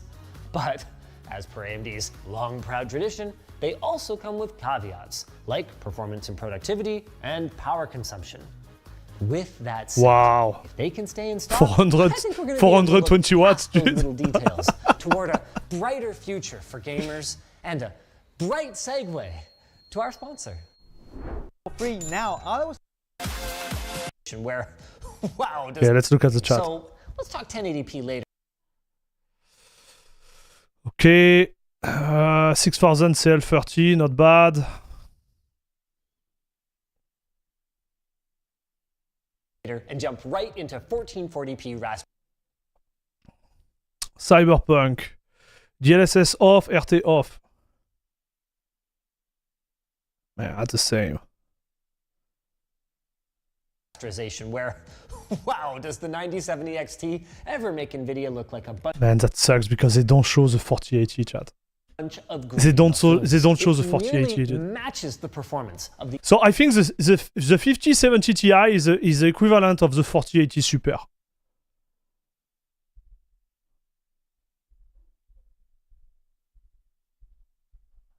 RTX 5070 Ti, while coming in $150 below the MSRP of that card, which of course is an imaginary price that no gamer has ever paid. Even the lesser non-XT variant looks decent here, going blow for blow with the 5070 across all of our benchmarks.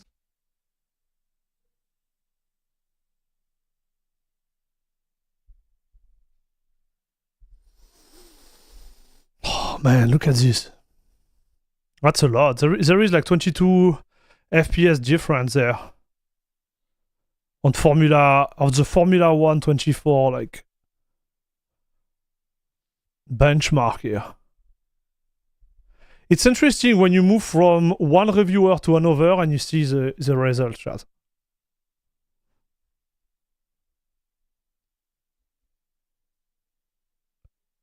It's interesting, dude. We even got the occasional clear win for AMD, like in Alan Wake 2, where the non-XT beats the non-TI by a whopping 17%. Wow. The only definitive loss for AMD in our suite was in Black Myth Wukong, where the TI beats the XT by around 9%. But the second... Salut Starblurred. I really like J2Cent review. We noticed the more consistent frame time on the AMD card with higher 1% low across all titles. Really? I think Fabio had somehow like the same like feedback, except like Assetto Corsa, I believe, and some like Call of Duty like weirdness.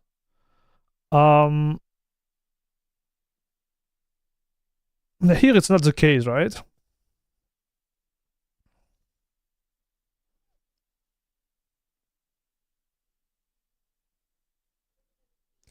And the results are totally different from Gamer Nexus. So I guess because there is no ray tracing in Black Myth Wukong, but he was a loser in Black Myth Wukong, and here it's different. Factor in the price. Like some of the numbers are not turns into a big W.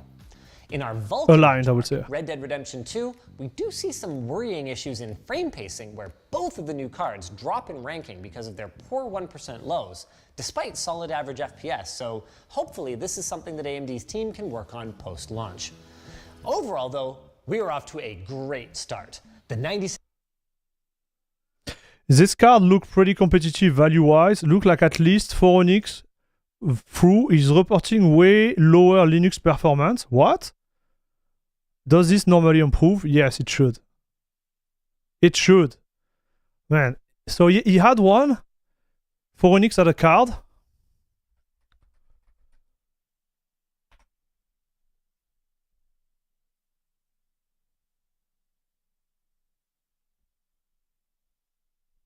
Wait. Linux GPU. What? I thought ROChem was not working. Okay, let's watch that real quick. This is really interesting for us, chat.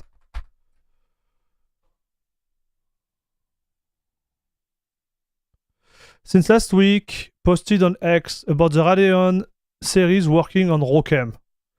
But without clarity or whether it's official support, the timing, I've been in touch with Anush and I'm still waiting for official feedback on the Radeon ROChem compute support state as any other technical detail. But with indication of ROChem 6.3 production working for the I tried it out using blah blah blah.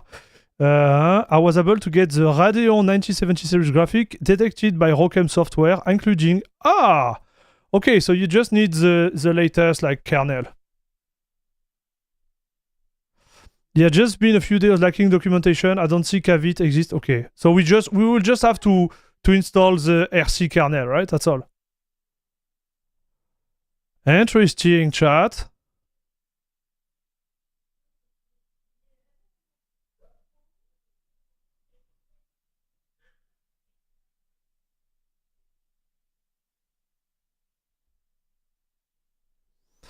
OpenCL.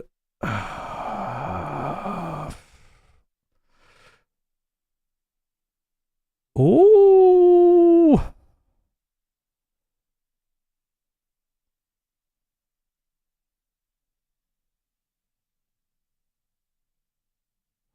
To my surprise, man, there is odd results there. The XT being like less performing than the normal one.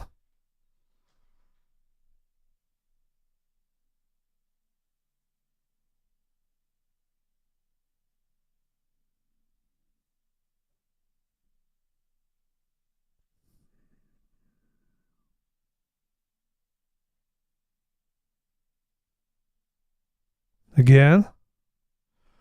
So it's still a work in progress, chat. Maybe we should get this with a grain of salt, right? Okay, no.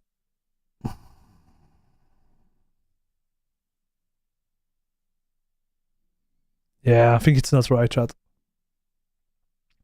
I think it's not what is. It's not there yet. I think they're gonna have to work on the driver a lot. If you ask me right now, like you can see that it's not representative of what it's all about, chat.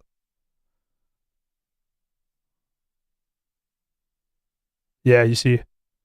Problem with very subpar performance. I'm not reading, I'm just going through the graph. I can tell like something is wrong with the driver, chat. Because on paper, it should be, yeah, exactly, it should be here. And this one, the XT should be at the level of the XTX, kind of.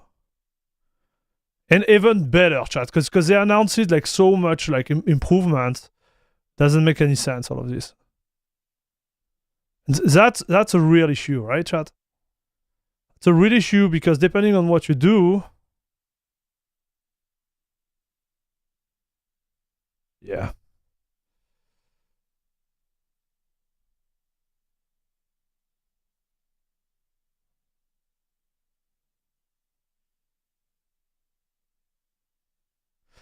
Okay, but clearly just needing more driver software optimization. Okay, so this is normal, chat. And we know that those drivers, they get better with time, okay?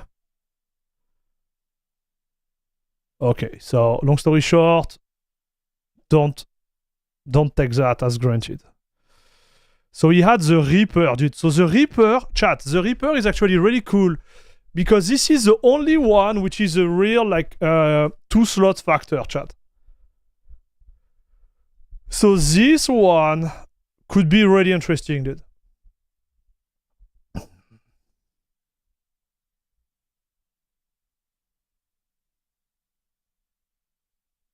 Let me rephrase. Several 1% low but less variance on the frame time graph. The line were a lot tighter with fewer dips and peaks. Oh, okay, Starblur, get it. Okay, let's see the gaming performance real quick. Oh, and you got a power color too? Dude, this is... Okay, so this is a power color, and this is a gigabyte. Okay, and he got a gigabyte too. Nice. Okay, this is great. Let's jump into it. What did he test exactly?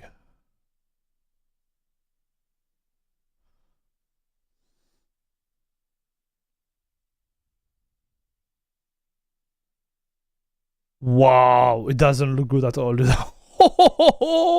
Oh boy, this is not looking good, chat. Oh no.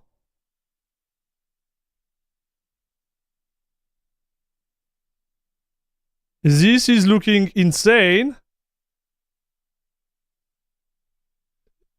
It's beating the... So there is maybe a problem with Counter-Strike 2. Counter-Strike 2 on Linux, unfortunately not ended up well. The best showing for the... It became clearly right away that there is more Linux driver optimization needed. Okay, so even if I get one tomorrow, we won't have the real story here. Okay?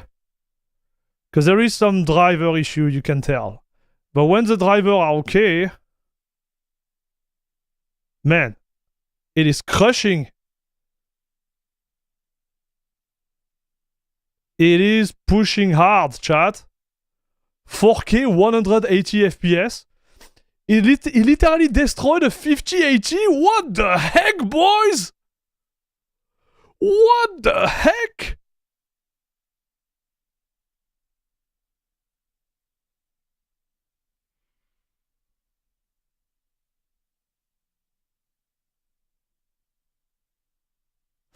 $9070 XT has problem with CS2 even on Windows. Yes. Salut Martin. Cyberpunk, where are you, papa?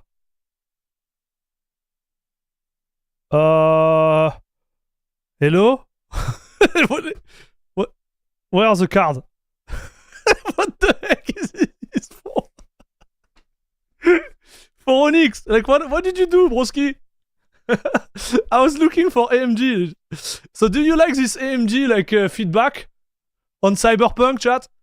In ultra settings?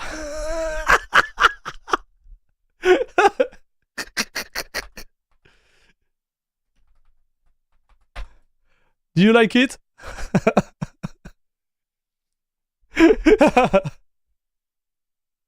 Okay, hey, let me have fun.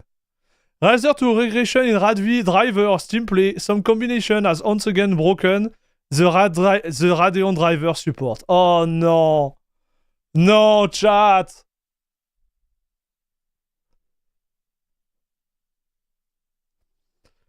So, can you confirm, chat? So, I'm guessing it's because...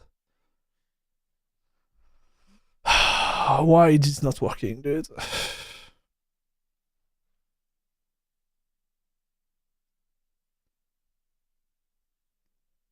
Dirt Rally, not bad. I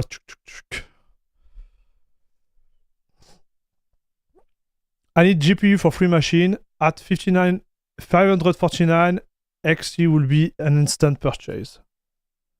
Yeah. 599 too, like, go for the XT, dude. Would be my Roku right now.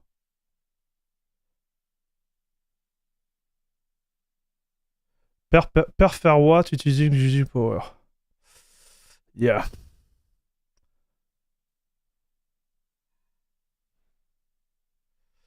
It's a little bit underwhelming, right? The per watt.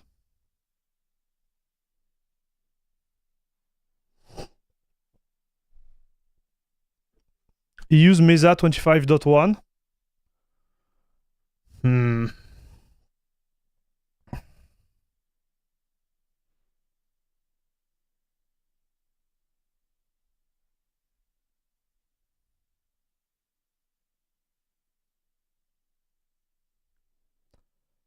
On the new driver, so what? Like the 5070, it's not supported by the latest driver? I thought it was, chat. Oh my gosh.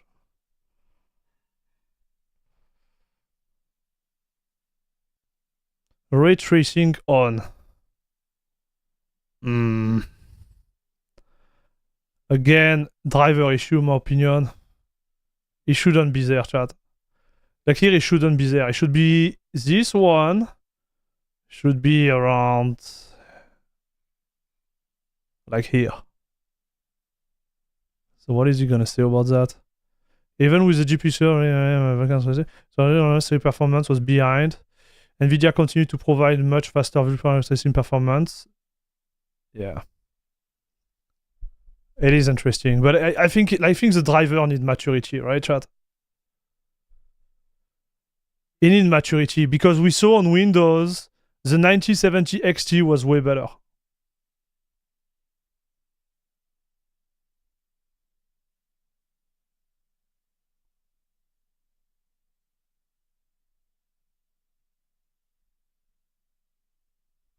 Yeah, it's not there, chat. I think we're gonna have a surprise tomorrow. We'll see how it goes, dude. We're gonna have to take with all the benchmark with a grain of salt, right? Because it's early, because it's gonna be, you know, ready in advance. But you can tell in terms of like brute forcing everything, it doesn't seem like it's there yet, huh, chat?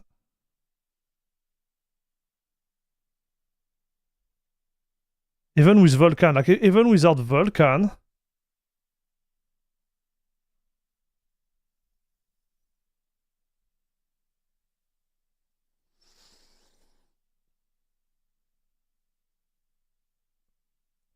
Hey, salut T-Balls, what's up, dude? This is all great, but where does my 2080 Super rank? Oh boy.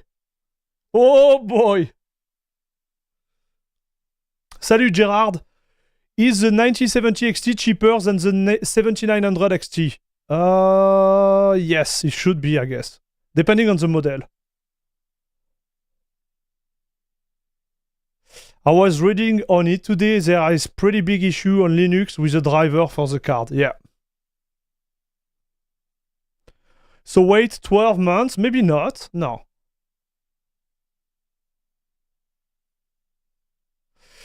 I've been using Linux for gaming for 5 or 6 years now, and I don't remember an AMD launch where the driver didn't need 6 months at least to catch up to Windows performance. 6 months, dude? Benefit is FSR 4, otherwise 7900 XT is better buy. No. What we have seen with the test on Windows right now is that the 9070 XT is a better choice than the 7900 XT. Like it's a better choice. So maybe not in the specific game, and like the choice they made, but it's a better choice. So again, like this is the Linus review. If you look at the other one, you will see like it's almost on par with the 4080 Super and the 7900 XTX. Like this is a good SKU, I believe. But it depends on the game, right? It's always the same thing. 70 XT is a clear winner in performance and value, and as for the 9070, well, it's about as bad a deal as the RTX 5070, at least on paper. And we'll talk a bit more about our theory as to why later. First, I want to talk about 4K, because unlike NVIDIA, AMD gave their $550 card sufficient VRAM for Ultra HD gaming. Sure, it's GDDR6 and not GDDR7, but faster memory is going to be irrelevant when you don't have the capacity to keep up, and there is no better illustration of this than the way that the 9070 extends its lead at higher resolutions. Especially when we look at the all-important 1% lows, which is what determines the smoothness of your gameplay. Look at Last of Us Part 1 here. The 9070 leads by a whopping 23% over the RTX 5070. Why? Well, look at the VRAM usage. On the 5070, it's full, which results in these gameplay hitches that you see here. Compare that to the 9070 or to an... Listen, guys, like, staying on 12 gigabytes of RAM right now, it's a tough one, chat. It's a tough one. Salut, Mitch. What's up? So AMD Linux driver failed, and just the other day I was talking to people how bad NVIDIA driver were under Linux. Man, like, don't mix everything, okay? Like, please don't mix everything. We know that AMD out of the box is a better support on Linux. Okay, we know that when you compare AMD Windows versus Linux, it works normally better, like most of the time better on Linux. Okay, this is fact. Now, you need to take in consideration the card is not even released yet. And it's going to take some time, you know, for the commit to get pushed, to have like the community working on it. Like, you have to be realistic. On the other sense, like, NVIDIA doesn't work the same way, right? It's proprietary. They have already their stack ready. And they just push it. So it's not the same way of like dealing with the driver. And NVIDIA underperform on Linux versus Windows. That's also a fact. Okay, chat. So you know, it's driver, but it's not exactly the same type of driver. I think it would be fair. Like, let's say tomorrow I get the card, and on Friday we do a stream where we start to do some benchmark. We're gonna have to really think about the fact that those drivers are not ready. I don't even know if I'm gonna be able to play game, to be fair, tomorrow. So, like, think about it this way. Like, Linux is known for not having day one support out of the box, right? It's not the same process. So we're gonna have to be patient, chat. The value is here, though, right? You can see on Windows, you know, like, performance are super solid. The price is super solid compared to the competitor. And we also know that the AMD drivers, they get better with time, right? We know that at launch, it's always me. NVIDIA's own cards that do have 16 gigs, and those hitches disappear. So we need to be smart about this, right, chat? Not everyone has a 4K monitor, and these limitations don't rear their heads in every game, or even most games. But still, it's kind of embarrassing when you're supposed to be the market leader in gaming GPUs, right? I think their GPU here, you can tell it has not been OC, right? But still, look at it. It's not bad, chat. Overall, the 9000 series does fall a bit short of... And I repeat, like, this is 600 US. Like, this is what you get for 600 US. 570 Ti is like what, like now? 750 MSRP, right? So you're gonna get it at like what, like 800, 900 if you find one? True 60 FPS, 4K ultra gaming, and in our and you lose like 2 FPS. It's not bad. In my book, it's not bad. our tests, it did not achieve the lofty margins over the 7900 GRE that AMD promised in their slides. But we're not that disappointed yet, because AMD included ray tracing in their So in Italy, it's 1150. Yeah, exactly. And it's out of stock also, yeah. their averages, and that is a very different story with these new cards. Salut Skerm, what's Before up? we look at those results though, let's dive into what AMD has done to bring about this generational leap in performance. To me, the most impressive thing is shrinkage. The new monolithic die that Okay, so underpins both that the we don't 9070 care. and 9070 XT should... Okay, let's watch about that. A card that was well received at $1,000 US. So when you go to ray tracing, look, it's beating the XTX. Right? So again, I'm gonna repeat myself, but for the one who just arrived on the stream, you have FSR4, which is better than FSR3 out of the box. Okay, like better quality. Reality is that most of the time you won't play those games in native. You're gonna put the upscaler on it. So this is for me already a win. On top of that, you have a better performance in terms of ray tracing. Look at this. This was the flagship, dude. And we like listen to me, dude. The flagship average FPS is a minimum low for the new generation there, which is supposed to be a mid-range for ray tracing. It's actually not bad, right? So then when you combine the two, FSR plus ray tracing, then it starts to make really a lot of sense, right? They don't fare Which gonna be the most like use case scenario. quite as well against NVIDIA. In Alan Wake 2, the 9070 keeps up with the 5070, showing... Now, is it at the level of... Is it at the level of NVIDIA? No. Like, clearly no. It's not.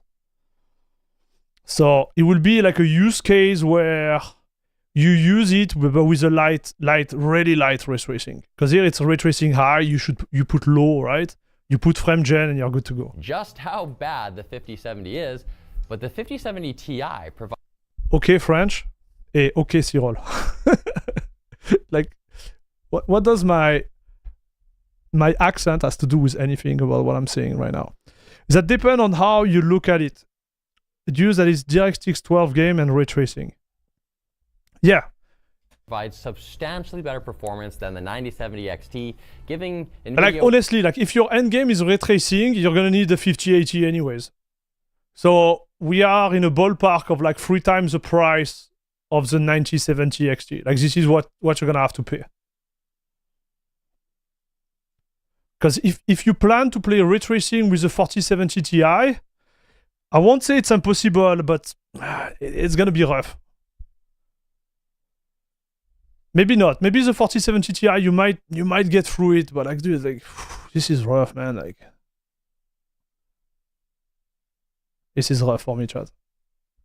One clear win for their overpriced 50 series cards, or one win so far. In the heavily path-traced Black Myth Wukong, the 9000 cards handily outclass the 7000 series, but fall Yeah, but look at it, dude. Like, man, you move from 13 to 22 FPS. Like, who is going to play this game at 22 FPS?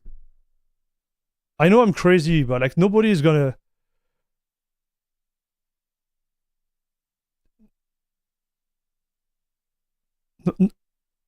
Nobody is gonna play at 22 FPS.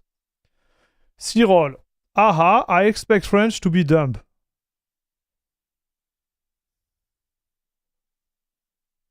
What?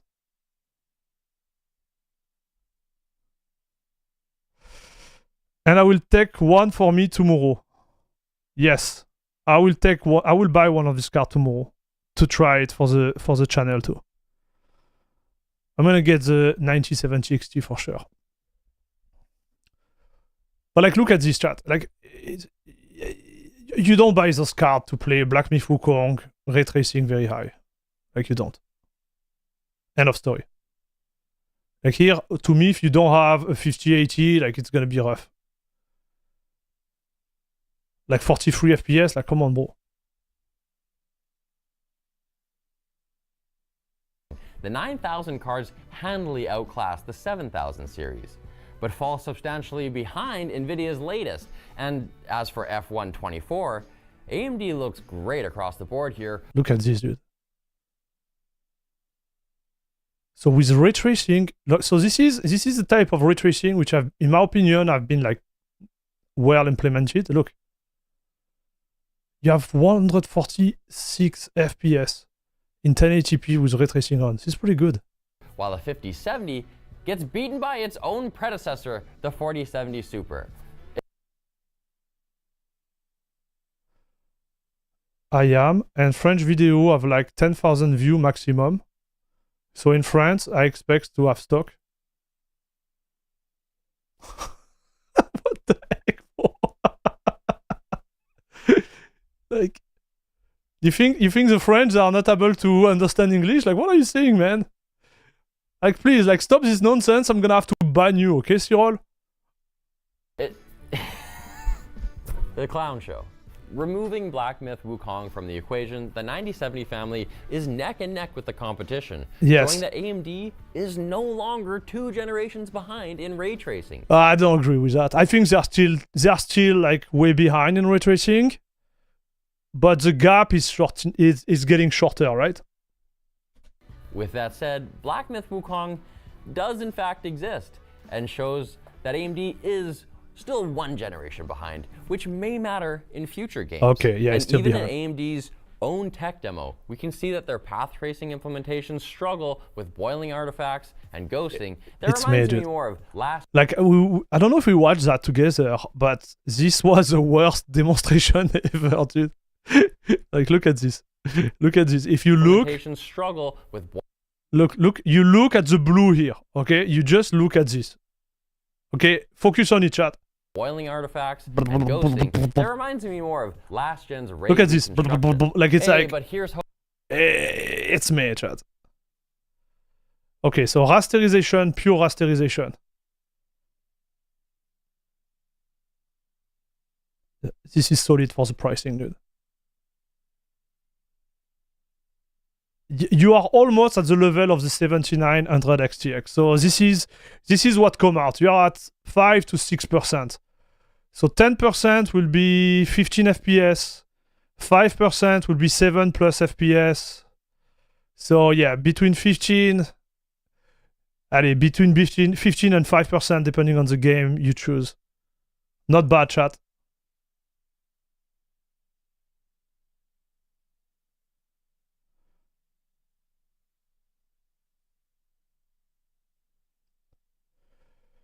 NVIDIA sponsor title will be almost always better optimized in ray tracing. Yeah, I agree. Yeah.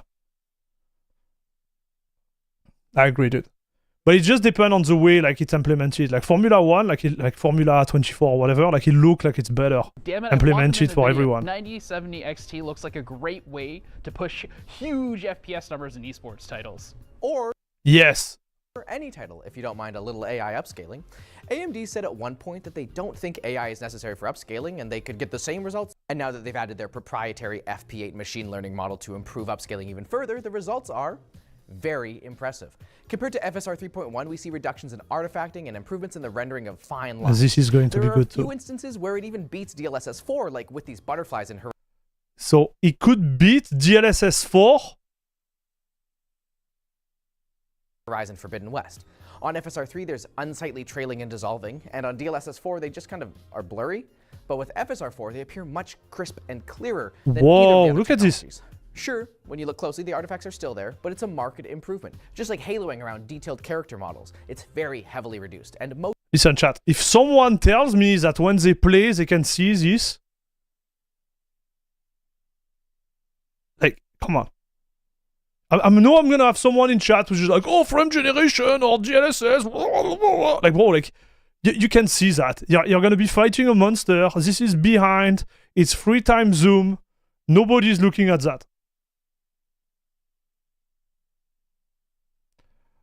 I will stick with my 7900 GRE for now, but I will for sure buying the 9017 XT this summer when driver will be better, and especially for Linux. Yeah, that's a good point, Natsu. That's a good one, dude. Are you gonna check Atomfall? No, Gerard. Like, I'm gonna put all the budget into the graphic card, bro. I'm not planning to buy any game again this month.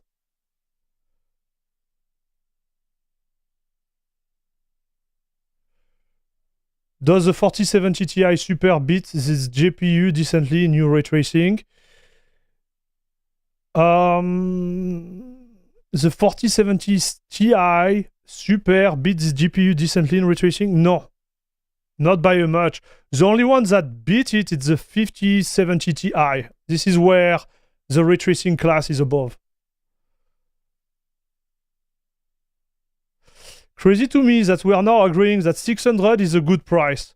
I remember getting a HD 48 70 by 2 for $399. That was a dual GPU card. Yeah, I know. But it was like what, like 10 years ago? I think 600 is good compared to what the competition is actually giving, dude. This is what is scary. This is the real scary part. You know, I was thinking yesterday, I was like, if my 4090 die, I'm dead, man. Like I literally I'm out. I'm out of business. Like my YouTube channel will collapse because I can't make video without NVIDIA right now on DaVinci Resolve. And even if I had like, let's say I'm crazy, I have $10,000 on the account and I want to buy a 5090 or a 5080, I can't buy it. There is no stock anywhere. There is nothing. It's like, it's insane, chat. It's just crazy, dude. But like the GPU situation is horrible, chat. Horrible. So it's kind of a lot of fresh air, I think, this one. That's what I like about it. But it's a marked improvement. Just like haloing around detailed character models, it's very heavily reduced, and motion is just sharper in general. I would say that at least when upscaling to 4K, I found the image quality of FSR4 to be no more distracting than that of DLSS4. But none of the reduced image quality trade-offs matter if we don't get better performance. And compared to DLSS, FSR gives a less substantial performance uplift at each quality setting than. Okay, so he give less performance uplift. This is great. Like this part I like, chat. If the 4090 dies, you have your Steam Deck. Yeah, good luck with that, brother. I could work with it, but I will be pushing like 1080p video. But I could work with it.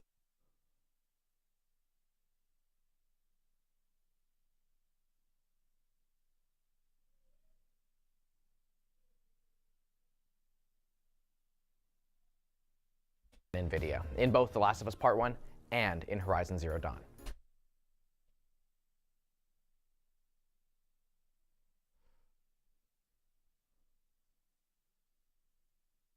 Man, it's destroying it. Wait. Chat, look at it. So performance, it's not that far away. Okay, this is not that far away, chat. At each quality setting than NVIDIA, in both The Last of Us Part 1 and in Horizon Zero Dawn is destroying. Guys, AMG is destroying in terms of performance. Watch, look at this. So the base was a little bit higher though, right? Natively, but look at it. You can edit your 4K video with a Steam Deck. I actually can. I just can't render them. Horizon Zero Dawn. So this is with FG enabled, but still, man, it's actually really good, no? Because this one is enabled too. Watch.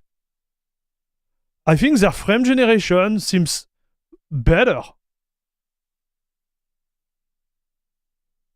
Look at it. I'm really curious to try that.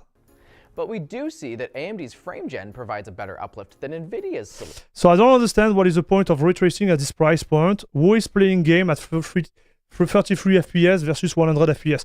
So it's just the way they test it, right? They have to compare. It's hard to test, right? It's hard to review. But most of the users, they will be doing that, right? They will be running FSR4 with frame gen. And here, you have a good experience, in my opinion. Salut, Dol TV. Are Sony game AMD optimized? Yes, they are.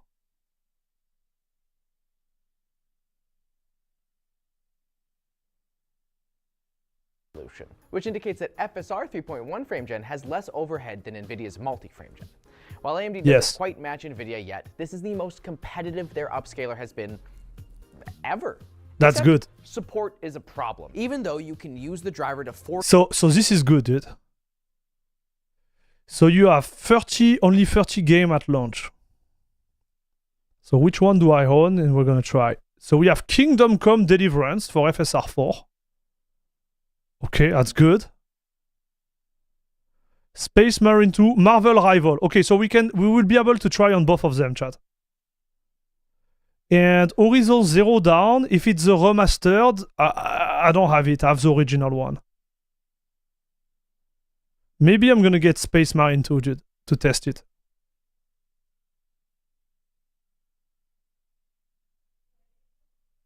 Maybe not. FSR4 model We'll see how much the cars cost tomorrow. less games that use FSR3. And unlike DLSS 4, older cards are not able to take advantage of the new machine learning enhanced upscaling. Yeah, so this is important, chat, right? So the 7900 XT, they won't have it, right? Let me listen to what he said again. And unlike DLSS 4, older cards are not able to take advantage of the new machine learning enhanced upscaling. And AMD still doesn't have a competitor for multi-frame gen yet. However, FSR 4 does have frame gen, but it makes use of FSR 3.1's frame gen implementation. But you can bring frame gen to any game using AMD's driver level fluid motion frames, now on version 2.1. So this will never be, guys, this will never be on Linux, unfortunately. Not happening, chat. But even with the additional decimal point, AFMF still sucks. Without game inter... Okay, it sucks anyways. Chat, it sucks. So don't be upset, okay? It's gonna be fine. You're on Linux, no problem. All these weird UI issues and overlays get mangled with motion-heavy, heck, and even motion-light scenes. Let's be real, it's just frame interpolation, and no number of fancy names can change that. And if the use case for NVIDIA's frame gen was already weak, AFMF feels like it exists only so AMD can say, actually, we support frame gen in way more games. Man, this is such... But no, no one wants it. It's, I don't know, who cares? Despite the... Okay, dude. Productivity, let's see. Swath of shareholder-approved AI junk. There are some great gen over... Okay, so they were able to make it run on Windows. But now we don't have access to the 5070, dude. Man, like, why nothing works? Guys, why nothing works like when something is released? Like, what is this? Okay, so it's better than the previous generation, but it's not as good. So I'm guessing like those ones are gonna be at the top there. So yes, okay, because those ones are gonna be at the top. So this one is gonna be more like a middle player. Still not as good as a 3080. Gen improvements in computer from the 90s, but the story remains the same. Finds are even more apparent. So it doubled. Man, this is insane. So this is what we were looking at. Like some of the AI are gonna be like crazy, right? So here it's not doubled, but it's like plus 25%. But when you compare to the rest, in stable diffusion, but the story remains the same. Finally, there's AI text generation, and I bet AMD wishes an AI could oh man, this is rough, man, chat. This is rough, dude. AI text generation on Llama 3.1, dude. It's half of the 5070 Ti. It's literally half.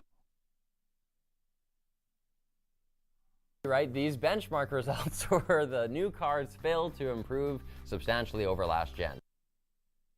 Half again. And get absolutely dunked on by NVIDIA regardless of which model you're using.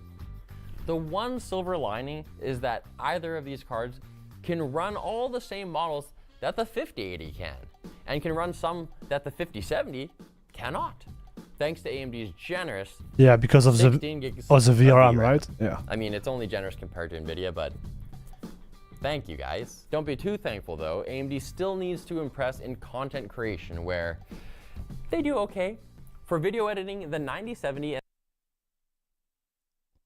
It's fine, dude. Honestly, like, the gap here is okay. You know, you go. XT provide good, it's okay. but not exceptional performance in Premiere Pro and DaVinci Resolve. And here too, it's okay, chat. Honestly, like I'm really curious to test it on DaVinci Resolve on Linux. Like this is something that I'm really curious to try, chat.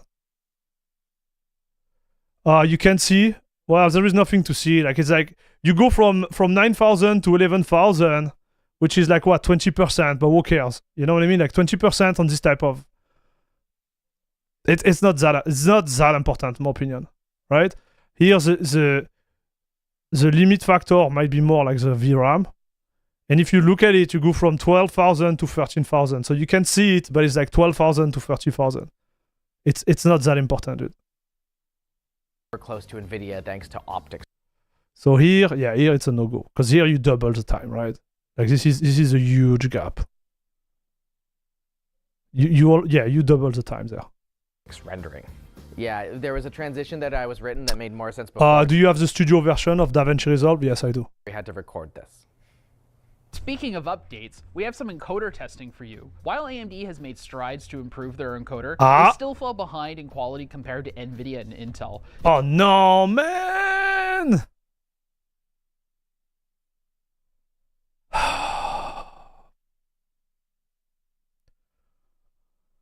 So in blue, this is the Intel. And I'm telling you, Intel, to me, is the best of the market right now. So the improvements compared to the previous one. So this is the previous one, 79XT. This is the 9070. And at the top, you have Intel and NVIDIA. To me, the best bang for your buck. Chat, the best bang for your buck is Intel when it comes to that, okay? So here, this is H2264. You can see there is an improvement compared to the last generation, but they didn't still reduce the gap toward NVIDIA and Intel. Especially at lower bit rates in H.264. For this encoding test, we only set the bit rate and no other parameters. Depending on what encoder tweaks are used, any of these cards could have improved quality compared to our tests. But the simplest way to improve quality is use AV1. But sadly, we've excluded the 7000 series from our results due to a hardware bug. The good news is, everyone outputs better. Yeah, it's still not good, chat.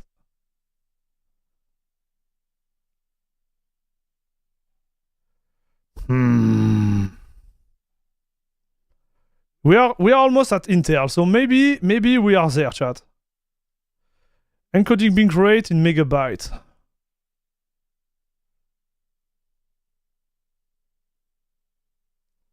So who is going to send 6 megabyte in AV1? So maybe on Twitch in the future. On YouTube, the limits are way higher. Like I'm sending right now at 25 megabyte, I think, on YouTube. So you're gonna be like here. So this doesn't really count, right? So it's not that bad, actually. It's not that bad, but it's still not there. I hear frustration in your voice. Yes, because I want them to do better, dude.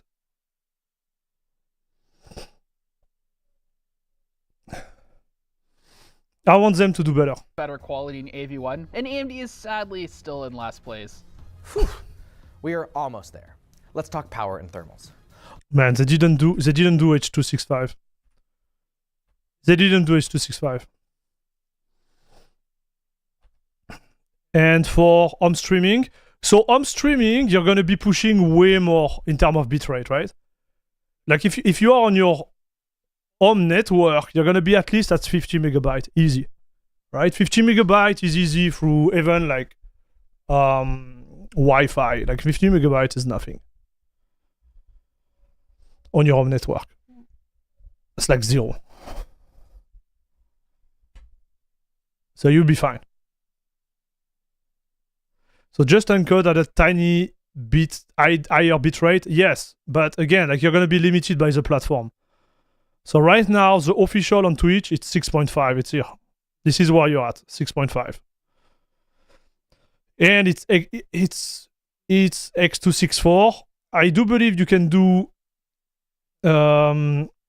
H.265 if you are part of the program from Twitch, and AV1 too.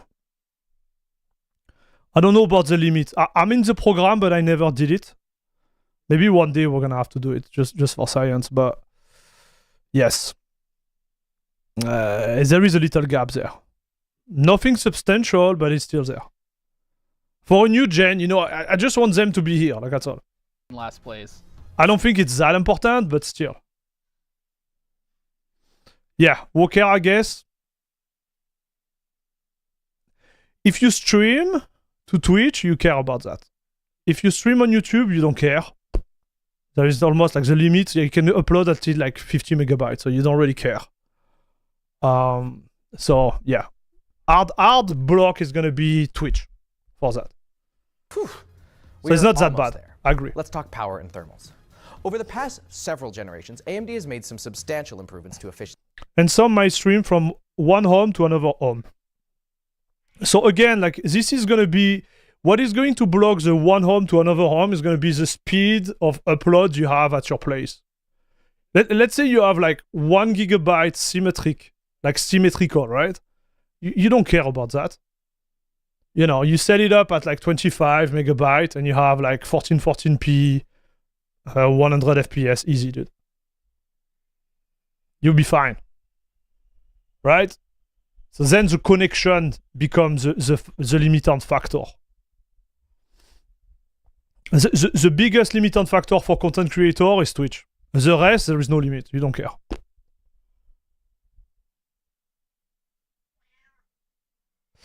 If you care about that difference, the chance you have a dedicated encoding machine. Yes, true.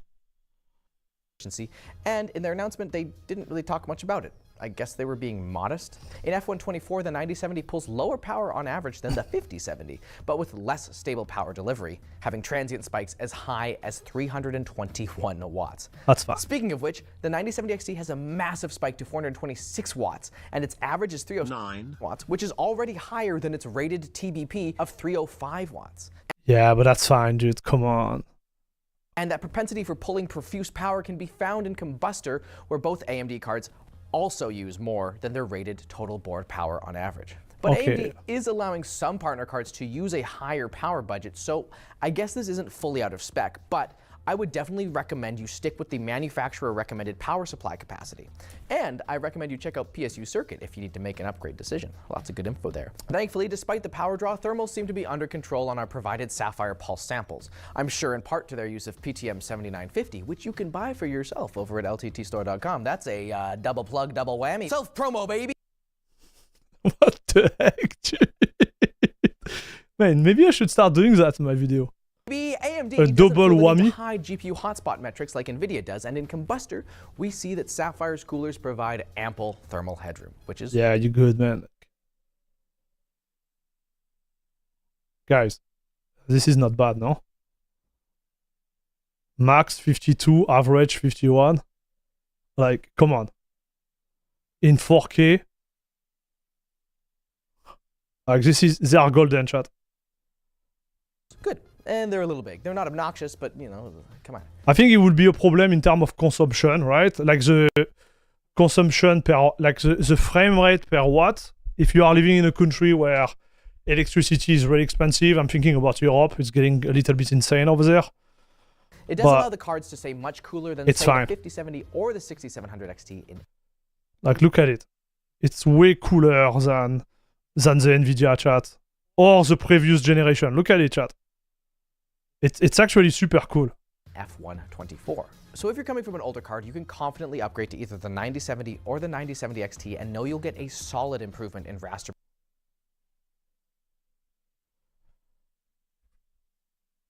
Wait. Frame per second. So 5070. Okay, got it. 3080, man. 3080, it's a big bump, right? 50% bump, almost. It's not bad, chat. And someone, where is T-Balls? Watch, 2080 is here. You will multiply your FPS by 3, dude.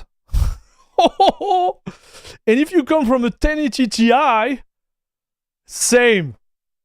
Not bad. Definitely upgrade to either the 9070 or the 9070 XT and know you'll get a solid improvement in raster This is good, chat. and ray tracing, which is a big plus for folks who are on older ray tracing cards like the 2000 series, or if you're coming from the 6000 series on AMD. It's good, it's cool, it's nice, we like it, we're happy. They could be cheaper. They could be cheaper. There's kind of two conclusions here, a short one and a long one. The short one is that the 9070 XT is a winner. If AMD can keep this thing in stock and you have $600 to spend on a gaming GPU, you are gonna love this thing, and NVIDIA needs to respond now, or AMD might actually take some real market share for a change. The long conclusion is that it seems like AMD is trying to eat their cake and have it too here. See, the XT's $599 price point is giving real good guy AMD vibes. Yeah, but this, like, the discussion about the 9070 and 9070 XT is a non-discussion for me. You know, like, if they have too much 970s, they will just drop the price, end of story. Nobody's gonna buy it. Like, if you are cheap at $50, right? Just don't spend your money. Don't buy this. Just wait for that. That's all. Don't be cheap. And if you don't have the money, which I understand, just don't buy it. Just wait. Okay, so do we have something better here? Thermal and clock. Marvel Rivals. Counter-Strike. Space Marine. Let's see the 1440p average, chat. We think we're better suited to doing something other than running this front. I don't have time. I use for testing the 9070 XT average. So 1440p. Man, I thought it would be a little bit higher, chat. I won't lie to you, I thought it would be a little bit higher. Wow, I thought it would be way higher than that, chat.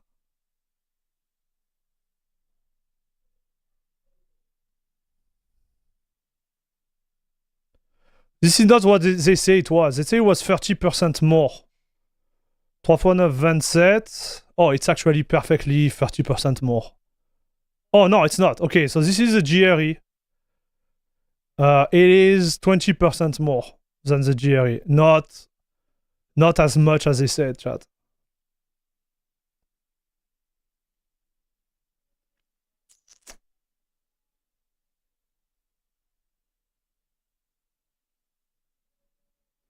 I bet Wukong takes the average and RTX. There is no way they put RTX there. Quality. No, they didn't put RTX, dude. Quality. No, they didn't put RTX, dude. It's a different game of... It's different set of games, so it makes sense, yeah. So, in reality, you are at the level of a 4070 Ti Super. If you overclock and you get like what, like 5%, you will be at... So 5% is 5 FPS. So you will be at the level of 5070 Ti. And if you are on Linux and you gain another like 5%, you're gonna be still not reaching a 4080. Still not reaching a 4080 in this bench.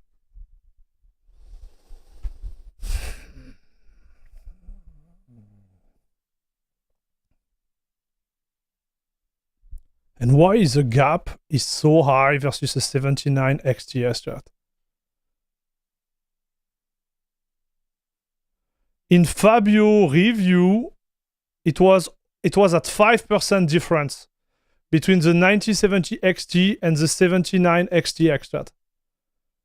And if you look at this, it's like, it's a solid, like almost like 15% difference.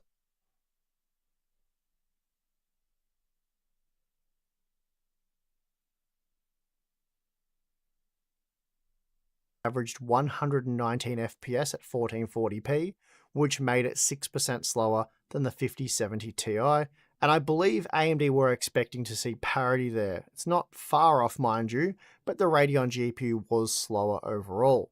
Perhaps more troubling though is the fact that AMD claimed the 9070 XT was on average 37% faster than the 7900 GRE for it's not the raster case. performance. It's 20. But we found just a 20% improvement. Yeah, so when exactly looking what at I said, Chad. mostly raster performance.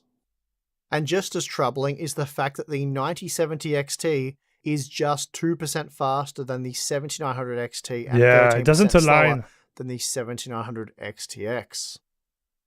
Now at 4K, It doesn't align, chat.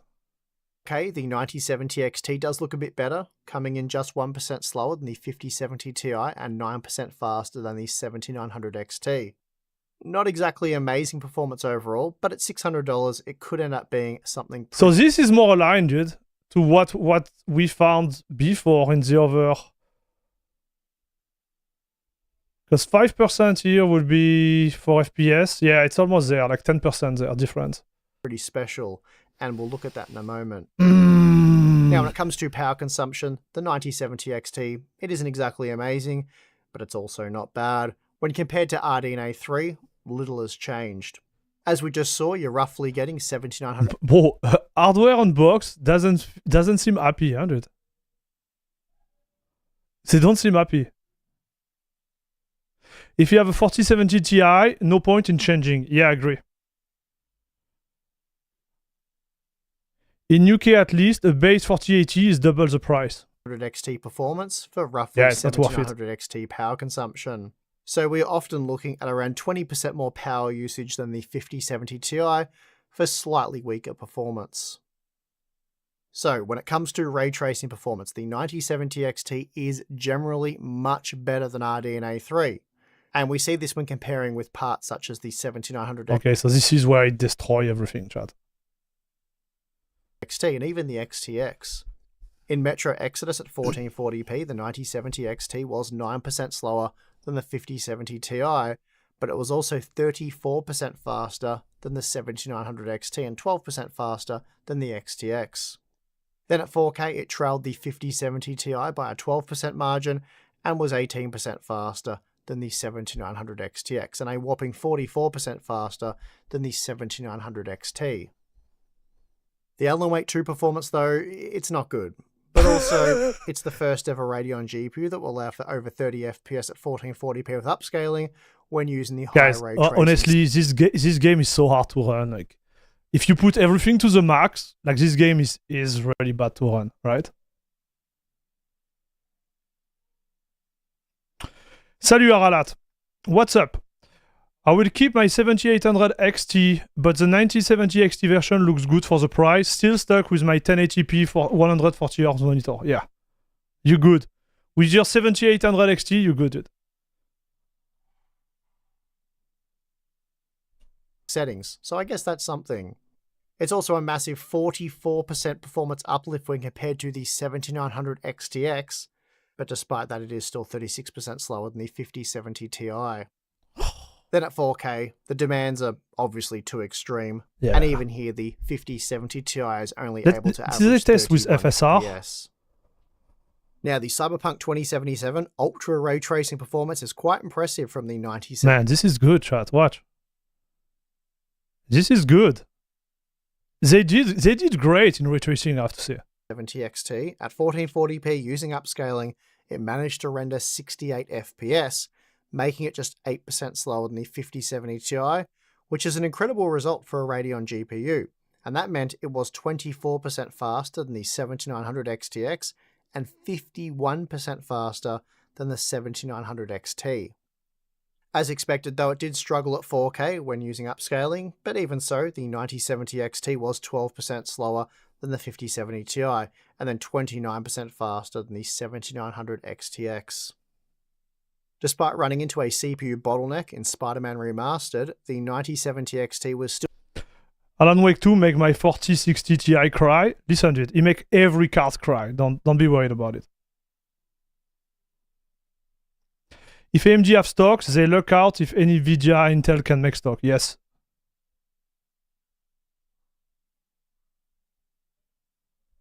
still 22% faster than the 7900 XTX at 1440p. Then jumping up to 4K sees the 9070 XT trailing the 5070 Ti by just 7%, though this also meant the new Radeon GPU was a few frames slower than the XTX. You know what I don't like with those benchmarks? I think they are great, okay? But I think all those benchmarks, they don't show what will be the real usage, right? Everybody is gonna buy this card and put like, upscaling, exactly. They're gonna go full upscaling, right? Maybe frame gen, FSR4 if it's available. Next up, we have Dying Light 2, and here I would have loved to see that, chat. So Black Myth Wukong, disaster. We knew it. But it's almost the double of the FPS from 79 XTX with ray tracing, so it's not bad.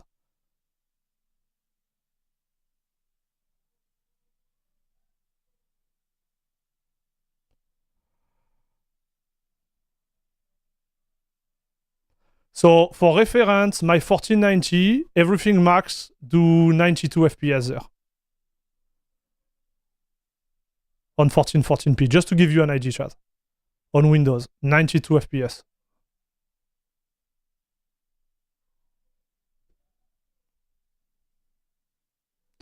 Indiana Jones, it's not good too. It was 21% slower than the 5070 Ti, Yeah, it's but not an good impressive overall. 26% faster than the 7900 XTX. So with RDNA 4, AMD has made huge strides when it comes to RT performance. Have you watched FSR to free comparison? No. We watched one part which was about... They were talking about it in the Linux tech tip video, and it looked like FSR4 is pretty good. But still a little bit under DLSS 4.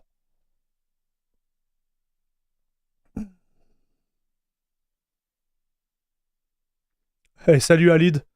And here I am with my laptop, playing game at 60 Hz, not giving a darn about RT, DLSS, FSR, or any other gimmick. All of that in Linux. Yeah, it's fine. Nobody's judging you. I hope you're not judging us, Ali Dada, to look at the new tech. It's like the Wukong developer just gave up when it came to AMD optimization. I don't know, man. I think they just give up with all the optimization on this game. This game is really, really hard to run. They might be able to catch up with some driver update. Yes, for sure. Now, a lot of the 4K data was a bust for the 9070 XT, though for MSRP, so the fake MSRP data, if you will, at least when it comes to NVIDIA's Blackwell. Look at this, dude. This is where it shines. The pricing, chat. This is the pricing. This is where it shines. It is a better... Look, this is where it shines, chat.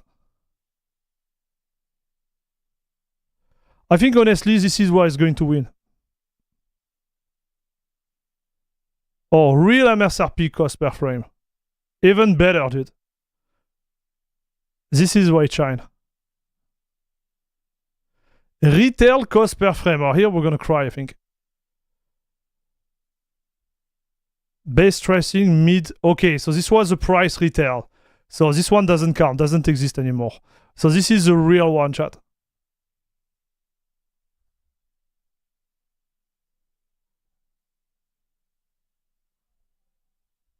Like, there is no discussion, dude. I think that's the play right now. This is the play. He has a better cost per frame, but the 7800 XT, which was already insane. And this one was pretty darn good too at the time. So I think it's pretty neat, chat. Yeah, let's see what he thinks. Ah. Okay, Aipo. Sure. Who are quite disappointed with the performance they've seen here, even when keeping the price in mind.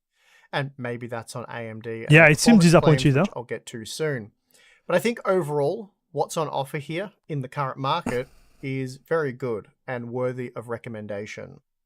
There's really two main conclusions that you can make here. One being, if the 5070 Ti stays well above MSRP, so typically around $900 US, along with the poor availability, then at $600 US, the 9070 XT is going to be a no-brainer. Yeah. It's offering almost 30% better value. You would be mad not to buy it. But the other conclusion being, if the 5070 Ti manages to drop down to the MSRP, then the 9070 XT becomes 20% cheaper to purchase, and in terms of cost per frame, it's just 15% better value. It's a little over 20% slower on average for ray tracing, and then you have to weigh up the other features, which we're in the process of doing some of that. I certainly think saving $150 US by going with the 9070 XT is going to be a good idea for most gamers, but whether or not AMD can convince most gamers of this, well, that's an entirely different story. And historic data would suggest that this isn't enough to convert GeForce owners. It's also worth noting... Yeah, that's the truth, guys. You see, you have to be realistic, dude. Most of the people, they use Windows, right? So when they think about buying a graphic card, they think about all the features that Windows can give them. They don't think about Linux yet, right? That's the problem. Their 5070 Ti on Linux is going to perform way less than this, right? Because you have to remove 20%. We're gonna look at this chart after that. That although I've closely compared the 9070 XT's performance with the 5070 Ti, in terms of pricing, it's actually much closer to the standard RTX 5070. The thing is though, the RTX 5070 sucks. It's a poor value option with just 12 gigabytes of VRAM, so based on that fact alone, I don't recommend it. And therefore, comparing the 9070... So let's hope that there will be MSRP 9070s. If there will be 800, then it's all pointless.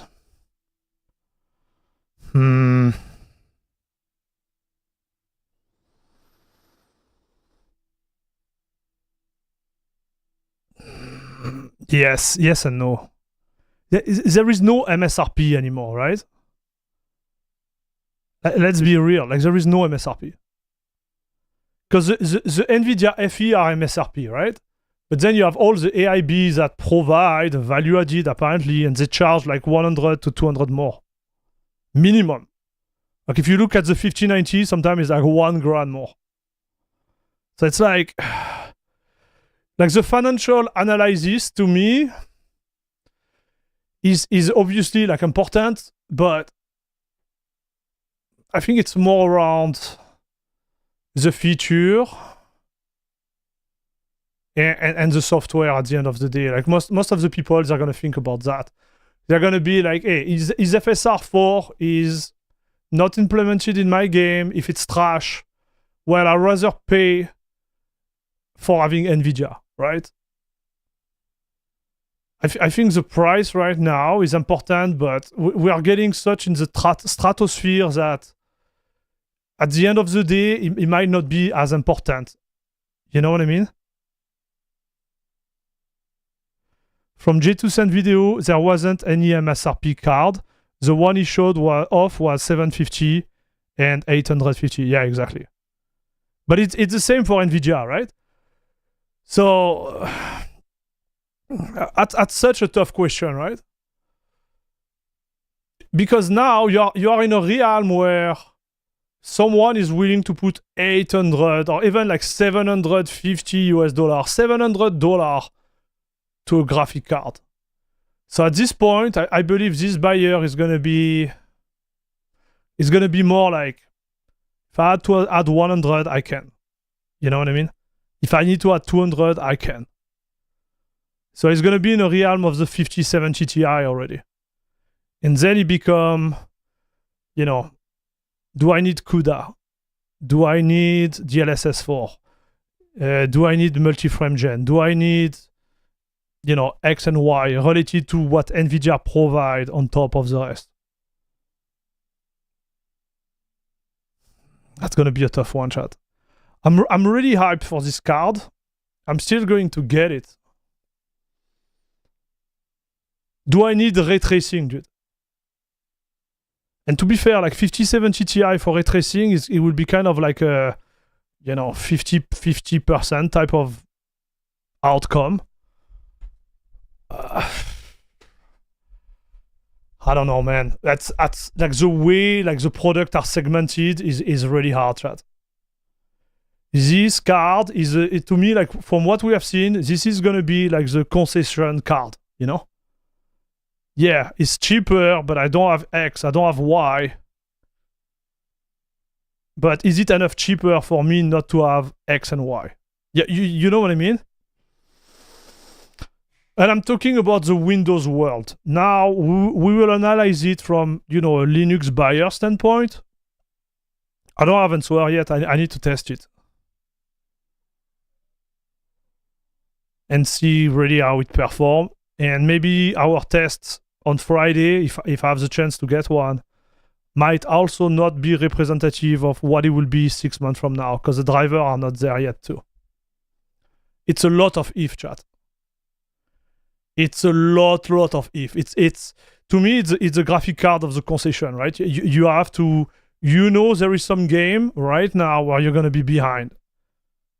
Indiana Jones, if you are willing to play this type of game with ray tracing within them, you're gonna be toast. If you are like, it's gonna be like a whole like different approach, right? It's a tough one, chat. XT to a GPU we already don't recommend seems like a waste of time, and not really a great win for the new 9070 XT. Also, just another side note, for the Radeon 7000 versus GeForce 40 series, Tim and myself agreed that AMD needed to offer at least 20% better cost per frame value in order for us to recommend Radeon GPUs. But with the Radeon 9000 versus GeForce 50 series, we feel this does need to be revised downwards, probably to 15%, and this is due to the improved ray tracing performance and the fact that AMD's upscaling technology has improved dramatically and should close the gap to DLSS, though we are still busy investigating if that is indeed the case. So it's a little too early to call right now, but what we can say is FSR 4 is worlds better than FSR 3. Okay, so this is a big one, right? This is a big one. All those gap in this price range, they're gonna be like erased by how much the upscaler work, right? Listen, don't take it bad. I know we have AMG user in the chat. I've been seeing it again and again, and yeah, like FSR is not good. FSR is not good. I can use it on my 4090. FSR is not as good as DLSS, okay? We are not talking about native. We are talking in a world where you want to play a game and you want to have high FPS because you have high refresh rate screen, okay? So you just use DLSS. There is no input lag. There is no frame gen. It's just pure upscaling. I'm telling you, FSR 3 is bad. Voilà. So it's not against the AMG user. It's not against AMG. It's just objective approach. If they are able to fix this, now we talk, okay?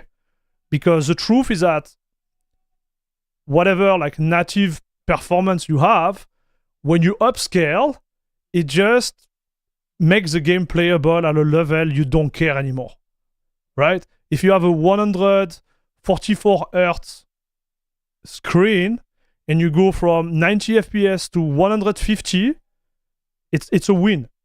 But if you go from 90 FPS to 250, you don't really care, in fact, because you won't even be able to see those FPS. So my point is that in a real world case scenario, this is going to be, in my opinion, like what makes those cards like a win or a lose, right? But that's all. Will FSR 4 work on Linux? Yes. It will. So this is the issue, dude. To me, it's all around that. So all of this certainly does help the 9070 XT, at least in our eyes, but what gamers at large think could be a different story. And therefore AMD might still need to be targeting a 30% discount again to convert those GeForce owners. But what all this means is, in a world where the 9070 XT can be purchased for $600 and the 5070 Ti $750, it's difficult to recommend one over the other. There's pros and cons to either choice. Yeah, exactly. Which is why we felt for AMD to really crush Nvidia's mid-range this generation, the 9070 XT would have to hit $550 US.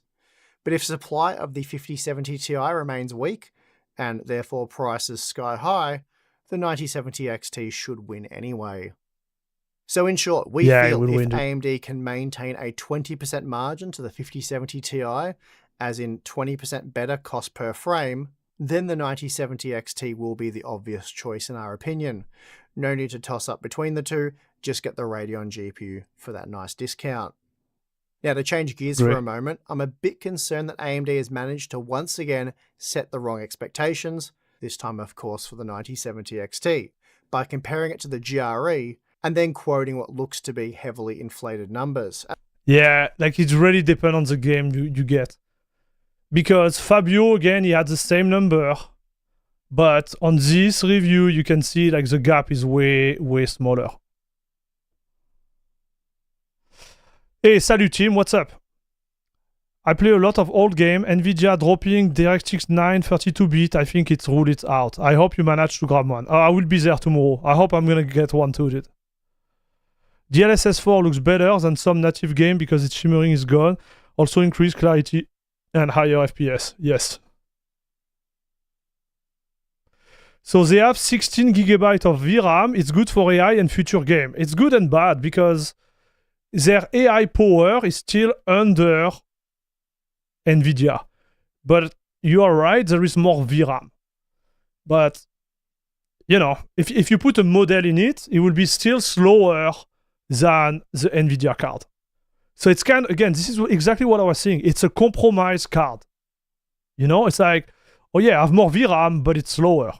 Oh yes, I have more performance in ray tracing, but it's still slower than Nvidia. Oh, I have this and that, but there is always a but with this card. You know, oh yeah, I have a good upscaler. We'll see like how it performs in the next video, like with Digital Foundry, but it might not be as good as DLSS 4, for example. So this is why it's like, I'm hyped because I think this could be the graphic card for just enjoying, you know what I mean? Enjoying gaming without like destroying your wallet. But as Hardware Unboxed said, like the gap between this one and the 5070 Ti might not be big enough for, you know, Mr. Everybody to go and pick this card. That's my point. Like if they crush the price, like maybe 100 less, it would have been a banger.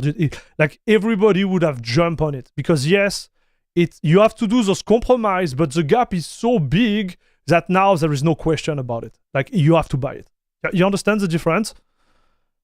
Because here the gap is maybe not high enough, and people they will be like, hey, you know, I'm already spending 700. I can add 100 more.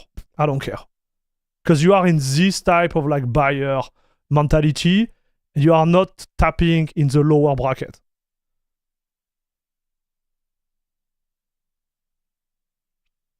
I will stick with my 4090 and continue to deal with Wayland and Gamescom issue. Yes. If you have anything above like 4080 Super, even on Linux, there is no point of getting this card. That would be like my thought, but maybe I'm wrong, but like, we'll see when I get it. Okay, we'll see when I get it. Maybe there is something like I don't know about the card, but pure performance. We're going to make the calculation after that. Our own independent testing. AMD claimed that the 9070 XT was on average 35% faster than the GRE for raster performance at 1440p. It's not. But in reality, we found it to be just 20% faster. But again, like this is a game. What's the game selection? And this is raster. I'm gonna sound awful, but like nobody cares about raster, dude. If you are playing most of your game, let's say you have the best. Listen, let's say you have the best AMD card right now in rasterization. This one, you are still under 144 Hz. you're not reaching it. You're not playing at this. You're not playing at this. You're using an upscaler. Or maybe I'm the only one doing that. But like, if you have a 14p screen and 144 Hz, like you need to upscale. Like you are missing an opportunity there. Just my 2 cents. So reality is like most of the market is around here, maybe. You need to use an upscaler.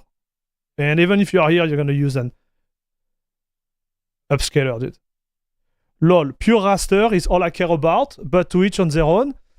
Man, like, maybe you are playing in 1080p, right? To me, I have everything I need. I don't give a damn about ray tracing. Hey, now it's a good upscaler. It's even better. Yes. 550 was harder to hit due to tariff. Keeps going up. Depend on the per GPU chip cost and all the fair rate. I think the MSRP price doesn't take in account the taxes, right? MSRP doesn't take in account the taxes, whether they are tariff or VAT. Salut Ekara, what's up? I think the EVD sponsor title should be not inserted in this chat. Like COD and... Yes, that's a good point, Christness. So, Achno, you are in 1440p. What is the refresh rate of your screen? And what is your graphic card? I'm just curious. So, I play 60 FPS 2K. Okay, so 60 FPS, okay. 60 FPS, I get it. This, I get it. But you need to have a 1440p screen which is 60 FPS. So I have a 360 Hz 4090. Bro, there is not a lot of native game you're gonna run at 360 Hz, brother. There is not a lot, broski. Like, there is not a lot, dude. In native, boo, good luck with that, dude. Maybe Counter-Strike? Or maybe you play old game. I'm not judging, right? I'm just trying to understand. Me, on my 270 Hz screen, if I don't reach the 270 Hz refresh rate, I have ghosting on my screen. And I've read that even the OLED, even the latest generation of screens, they do exactly the same. So, I don't know what type of experience you have, bro. But me, like, if I don't have, like, 160, 120 FPS, the experience is horrible. Yeah, old school FPS mostly. Yeah, like, really old school, dude. Because Marvel Rivals, you don't get it. Escape from Tarkov, you don't get it. PUBG, you don't get it. So, Valorant, but it means that you are not on Linux. I guess you are on Linux. Fortnite, you might get it.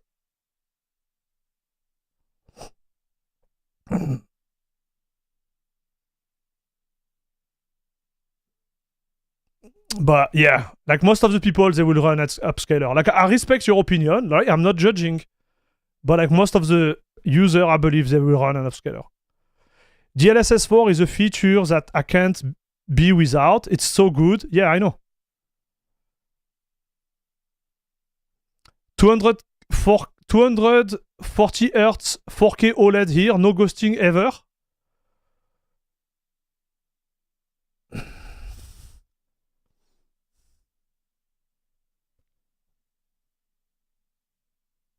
But you have a 4090 too, right? So 240 Hz, if you use DLSS, you should get it, no problem, right?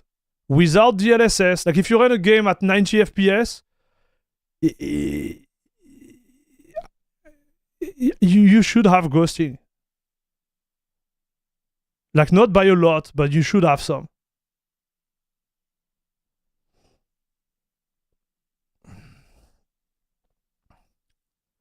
I can get 300 plus with reduced setting in Rival.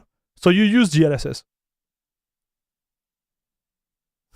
Because me, like, without this, I can't run at 300 plus. It's not true. Without DLSS on Rival, I can't reach 300 plus. My old UT 2004 clan still rumble on the weekend? No way. There is still server on Unreal tournaments, dude. I play 1080p, but I get over 120 FPS in PUBG. Yes. So anyway, you get my point. I don't want to get too deep into that, but different sample of games, of course, but some examples. 79. So let's see, guys. Let's see the video about the comparison. Okay, so sorta. So here, the best AMD GPU. Oh, and what about this one? Do we watch this one, chat? Or do we go to Digital Foundry?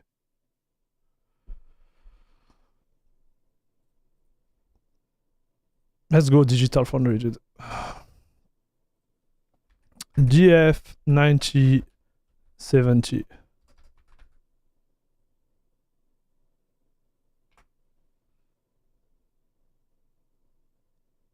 Okay.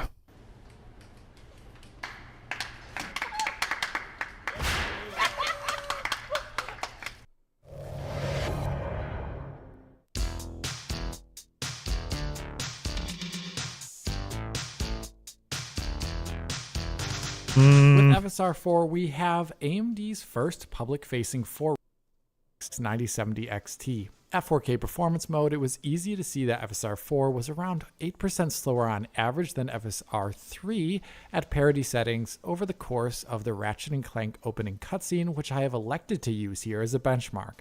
You can see the frame rate there as two parallel lines on the bottom left that move almost always in sync, showing the same gap between FSR3 with it being more performant. So an RDNA 4 GPU will be paying more in performance for FSR4 over FSR3. The question then becomes, is the image quality... Man, those jeeps are insane, no? Like if you look at them, it's just like... It's just Jeep. Quality much better to make up for that increased cost. This is a key question for FSR4, and as a reviewer, I think FSR4 needs to be better than FSR3 in every way possible, so as to start filling the large gap in image quality between AMD and NVIDIA GPUs. Thankfully, we can rejoice. Oh, what did I see there? In image quality between... Like, even on the video, you can see it's less blurry, chat. Look. It is less blurry. You can see it here. Like, look at this. Look at the texture here. I'm pretty sure you can see it. Wait. I'm gonna remove my face. How do I remove my face, chat? Yeah, look at this, chat. So this is my mouse. Come on, get big. You see this one? And look at this one. You can see, even here, look. You can see the details, right?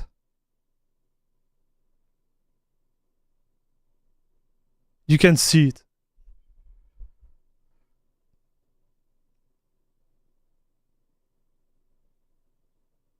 It is huge, right? AMD and NVIDIA GPUs. Thankfully, we can rejoice as, based on my first examinations, AMD's FSR...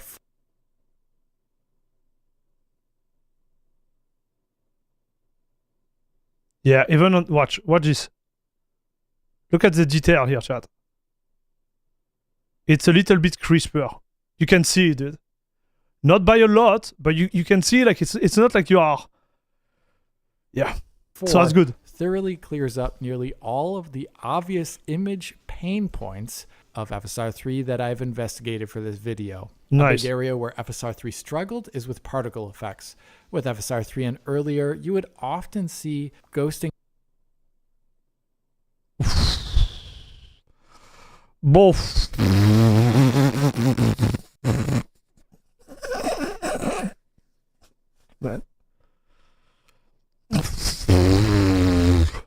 On particles in an intense manner at any resolution. Here in Horizon Forbidden West, the detail on the waterfall surface is lost completely as you see many dozens of frames ghosting into one another with FSR3. Switching over to FSR4, that entire issue is cleared up, much like we would see with the other machine learning image reconstruction techniques. It is incredible to see how much of a difference this makes.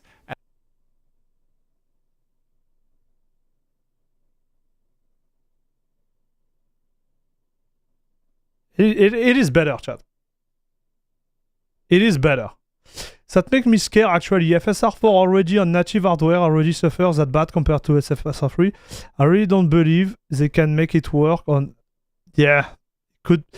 We'll see that, dude. We'll see.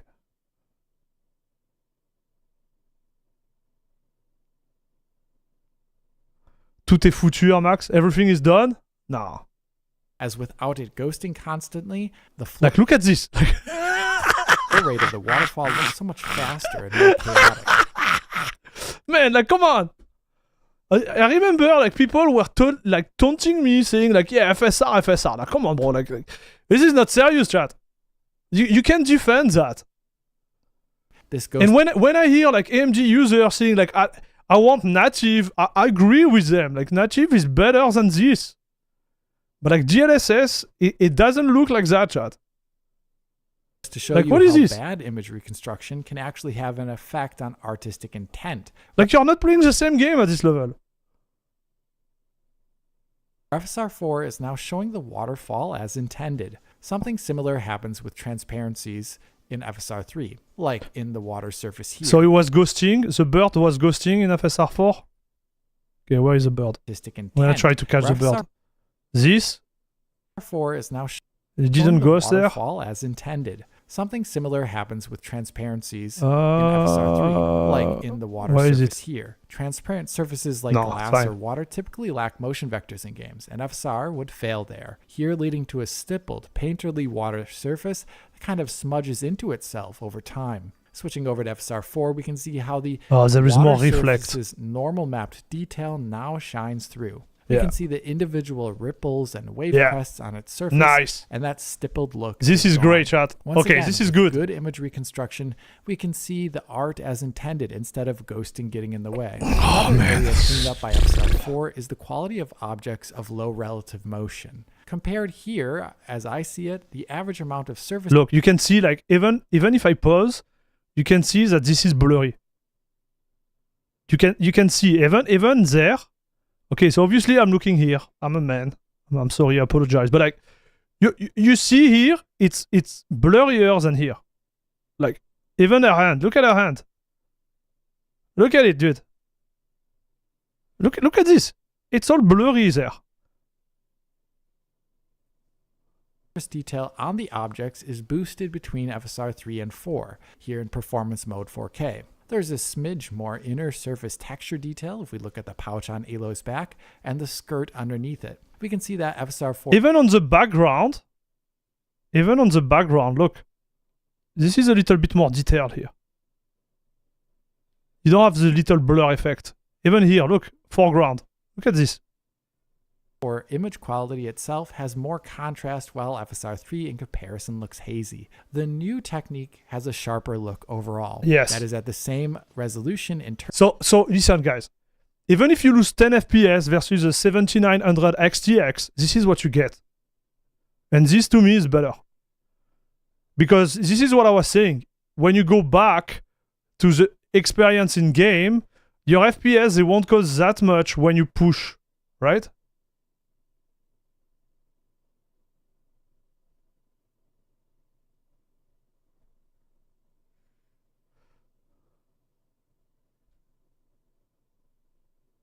So Cosmic Savant, I'm often at 80, 90 FPS and I have no ghosting. Interesting, man.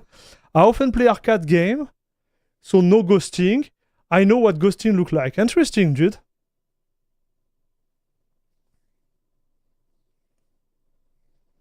One day we'll watch this video about... I will make some video maybe in the future, like 2 or 3 months from now, about like panel, because maybe I would like to one day maybe move to 4K. But I was reading some article and things saying that if you are under, like exactly what happened on my screen, right? I have an IPS panel and I have ghosting. And some reviewer were mentioning like this is exactly the same with OLED. Interesting, dude. Internally, so we see now more sharper defined images with FSR4. That is nice, but the biggest difference I would argue between FSR 3 and 4 is now there is much better anti-aliasing and less pixelization artifact. Man, it's a game changer to me. Like, look, even there, like the detail. Watch, they look like they're all glued together. Look at the craneling here, and there it's perfect here. The stability of the detail is just higher. In motion, this means less pixel crawl and less issues persisting from frame to frame. If I pause, you can see what I mean. Take a look at FSR. So is it ghosting on the panel or ghosting in the upscaling in the panel? My panels are ghosting like 100%. So maybe my panel are trash. Could be. It could be my panel could be trash, chat. 3 here. Even at the low velocity here of Aloy moving, the look at objects this that are moving have a pixelated look to them with rough edges. Oh my Aloy's gosh. finer details look like they are being viewed through a screen door. On the right with FSR4, anti-aliasing is actually top-notch, smoothing edges and giving the image a distinctly less digitized look. I would say FSR4's anti-aliasing in general is fantastic. Fantastic. In more intense motion, this difference is extreme. With FSR3 in motion on the left here, we can see those typical FSR problems of disocclusion fizzle that I've been emphasizing ever since FSR2 they did such a good job, chat. Objects like okay, this re-hype me so much. Watch. I'm so hyped right now. Like, this is good, dude. This is good. Like, this is good. You know, we should talk about that more when we talk about gaming in general. We should really talk more about this, right? Like, this is so important, chat. Like, if someone come and say, oh yes, you know, I have this card and I put like FSR 3 and I have 500 FPS, yeah, sure, but like, how does it look, your FPS?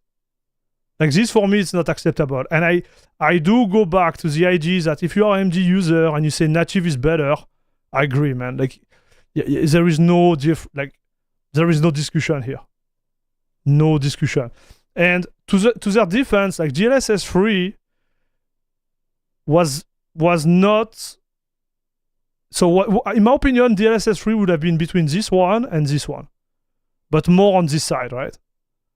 Not as bad as that, chat.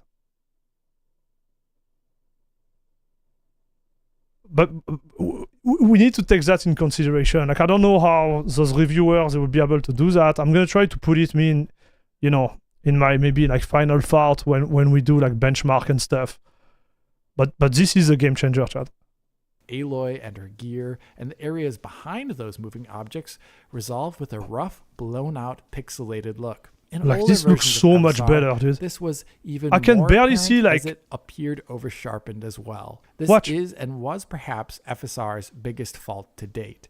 It fails badly with more complex motion, where upscalers like DLSS or XeSS just didn't. FSR4 on the right here is blowing FSR3 out of the water. Nice. In motion, it is incredibly clean and anti-aliases very well, showing none of the blown-out pixelization.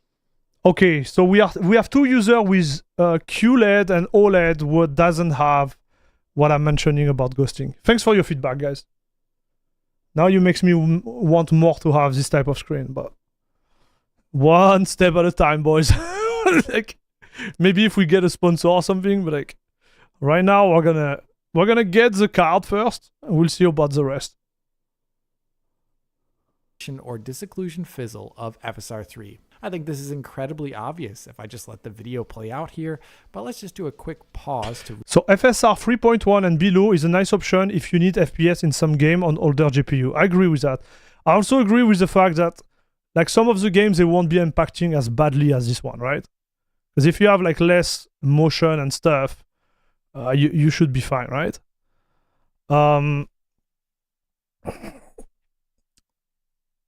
But the issue, like the argument I had with some AMD user is that, you know, native is the only way. And I think the bias in their view is linked to the fact they can't test DLSS. And if you just test FSR, you have to agree with them, right?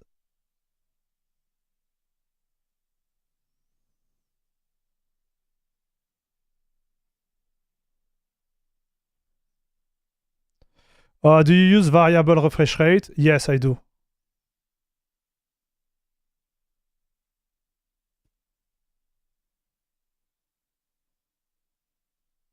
They test DLSS in this video? Nice.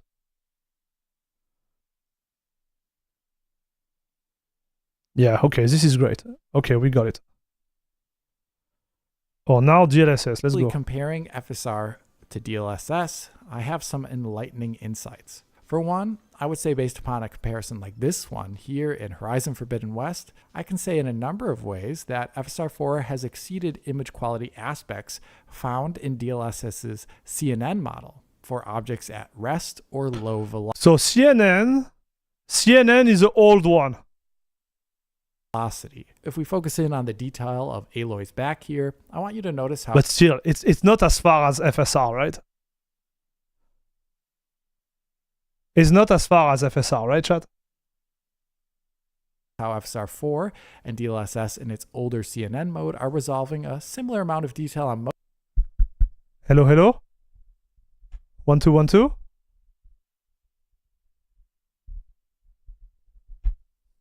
Sound is back, right?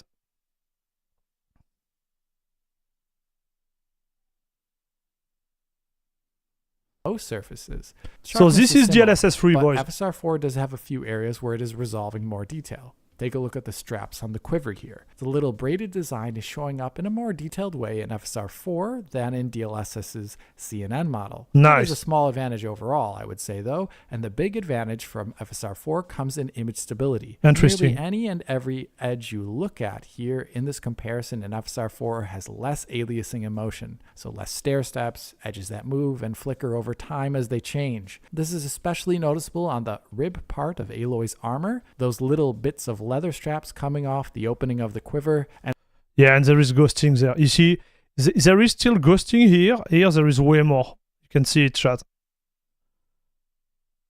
Like when she moves her hand. So FSR performance might be better. Might be better.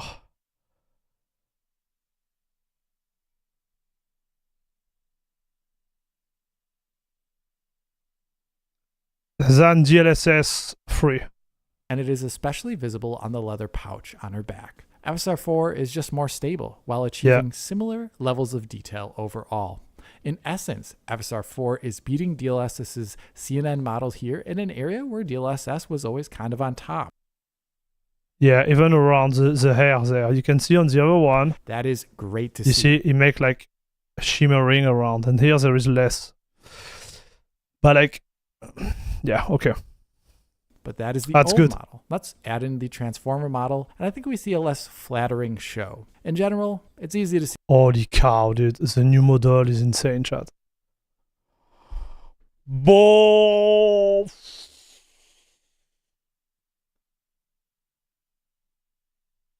Man, the new model is insane. DLSS 4, guys. Like, DLSS 4 is insane, chat. So now, I thought this didn't look blurry, but now when I compare it to it, it looks blurry, chat. It looks blurry. Can you see it now? I'm gonna remove my face again. Yeah, look. Like, it didn't look blurry compared to FSR 3, right? But now it looks blurry compared to DLSS 4. DLSS 4 is next level. Nothing beats DLSS 4. Man. Yes, but no many games have Transformer. Video coming tomorrow, Vexy.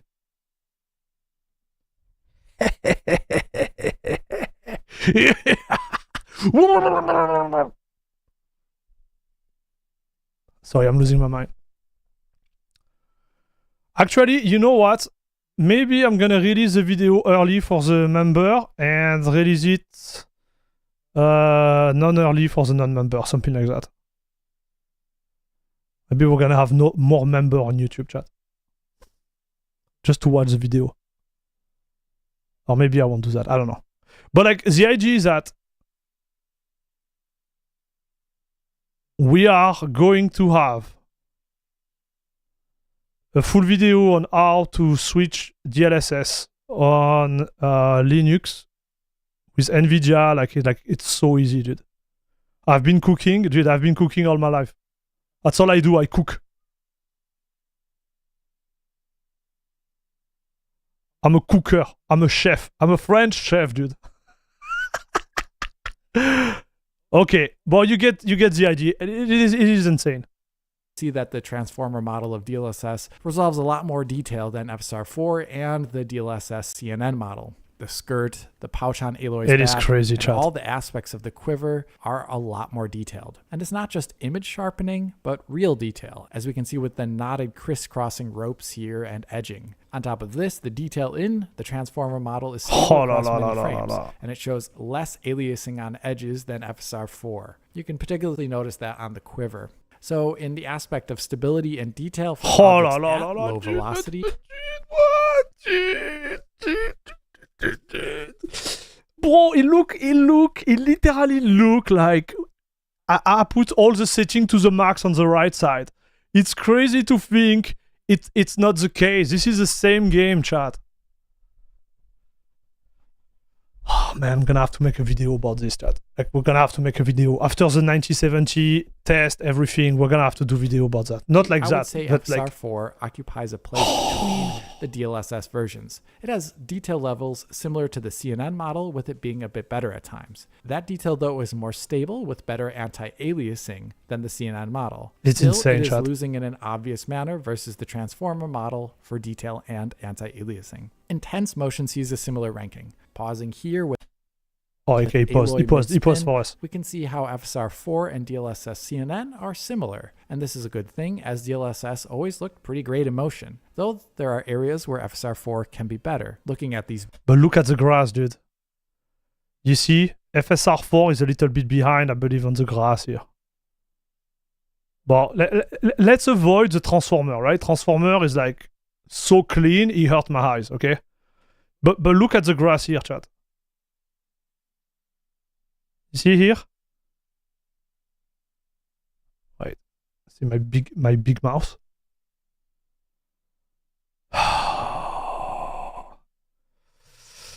So, yeah, on the rope too, look at this. Man!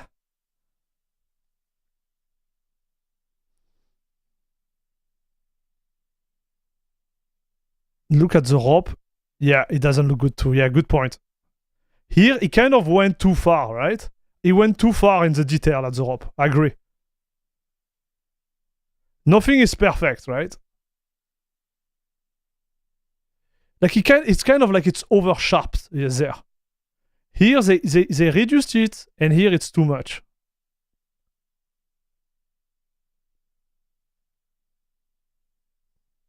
bits of the bow and the Let's see what he decal said. on our back armor, I would say FSR4 is showing them with less wave-like distortion, which is better. Same with the area over here, less wave-like distortion, or stylization as I'll call it. Adding in DLSS transformer shows a similar divide as we saw earlier. There's much more detail and preserved sharpness on the transformer side here, with none of the waviness stylization as we see in CNN or FSR4. Though there is a catch, I would say. DLSS transformer can sometimes resolve added-in striations into the image. Like, check out the shadow detail here, some slight vertical striations there not found on the CNN or FSR4 model. So there can be some regressions in the transformer model. That's right, there is regression, that is befitting of its beta status. But in general, in movement, I think it's kind of plain to see that FSR4 is better than the CNN model in some ways, but it falls visibly behind the DLSS4 transformer model. But man, listen chat, where they come from and where they are at right now with this card is day and night still. Okay? It is day and night, dude. Do I play game on Windows? Most of the time, I would say like 99.9% of the time, I run Linux. Falling Thunder, do you have any flight sim for testing? No, I don't have any flight sim for testing, dude. Does this game have an open benchmark asking for a friend? Okay, man. Okay, man.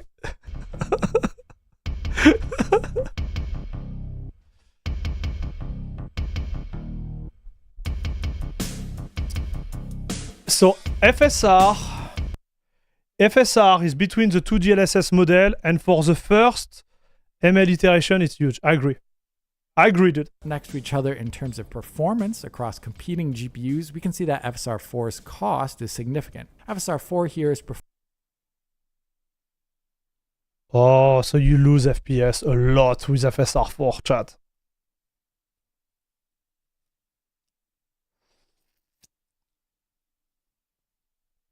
And you do the same. You will see in my video yesterday, you will see, I was switching from DLSS 3 to DLSS 4 in game, which are not supposed to have transformer. And I noticed like I lost a lot of FPS was running transformer performance, right? But the quality of this one is the equivalent of DLSS quality here, CNN, even better. So you still win FPS overall. But look at this chat. Like, think about it. You're not that far. Comparing to the price difference, you're not that far, dude. performing around 20% worse than the DLSS CNN model in this game running on an RTX 5070 Ti, while FSR4 is on that RX 9070 XT. Image quality is most similar between CNN and FSR4, with FSR4 having the edge I mentioned earlier. When compared with the transformer model engaged on the 5070 Ti, we can see how the 9070 Man, the red is always under, chat. XT is now only 5% slower, as the transformer model is significantly more expensive on that 5070 Ti. FSR4 though does have the image quality concessions in comparison that I mentioned earlier. So looking at that performance between transformer and FSR4 here across the GPUs, you'll have worse image quality on the AMD GPU, but it is still good enough image quality by my metric, and it is importantly $150 cheaper by listed MSRP. Yeah, but we know it's not the truth, right? $150 chat. But we know it's not the truth, dude. So you lose 6 FPS, you lose a little bit of quality, but honestly it's not that bad compared to what it was before. Right?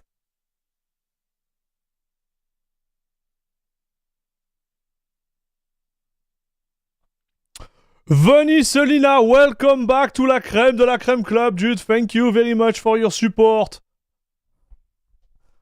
Thank you very much. Thanks for your support. Welcome back on Twitch. Appreciate it. 6 months. Let's go! Okay. Thank you, dude. Much appreciated. So, you know, in reality, it's going to be way more than that. Right? In reality, it's going to be way more than that. But again, it comes back to what is in the head of the buyer. Like, is this plus CUDA plus less RAM, less VRAM, is it what make you choose NVIDIA versus AMD? That for sure makes the proposition very... Now, let's do it the other way, chat. Let's do it the other way. Let's say we are on Linux now. Okay, where is my face? Yeah, it's here. So let's say we are on Linux now. Because now we need to talk, dude. Now we need to talk seriously. What time is it? Okay, I'm gonna have to stop soon. But like, let's go back to hardware unbox. Where is he? Okay, it's here.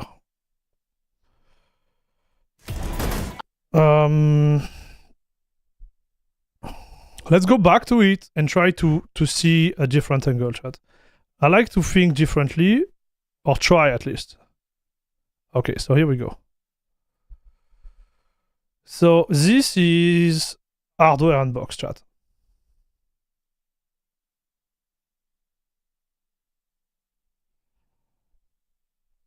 Okay. And this is the average in 1440p. All right, so here.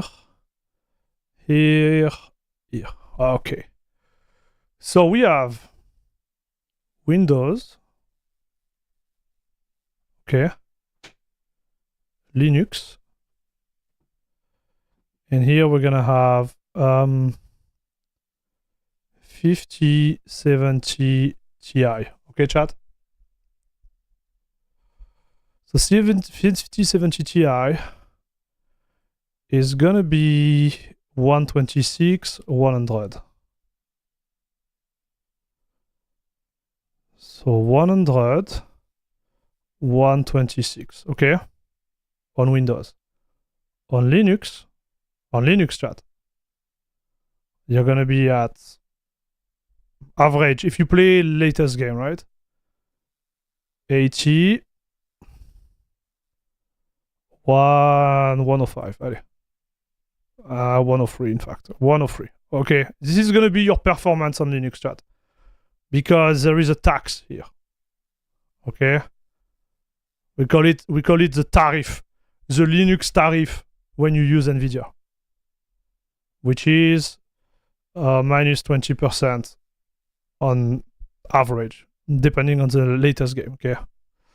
And here you have the 9070 XT. So 9070 XT is here. 97 119. 97 119. Okay? And here it's 10% more. So it's going to be 9 FPS. Allez, 10 FPS. So it's going to be 107. And here it's going to be 12 FPS more. So it's going to be 131. It's going to be plus 10%. Okay? So let me rephrase the other way, this way. Here, you're going to have 0% difference on the minimum low. And here, you're going to get...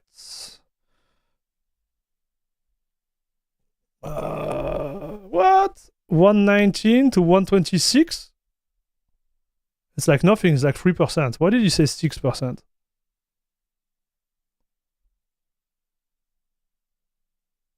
Oh, because it does it the other way.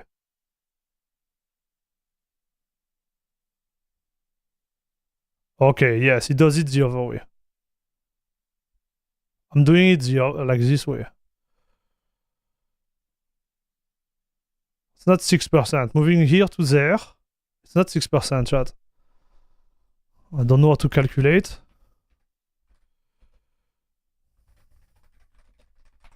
It's more like 3%, but maybe I'm crazy. No. So 126, so 119 to 126. 5.7. Okay, so he was right. So 6%, chat. And if I go from 105, allez, 103, 105, allez, 105, dude. 105 to 131. 105 to 131. Holy cow. Holy cow, dude.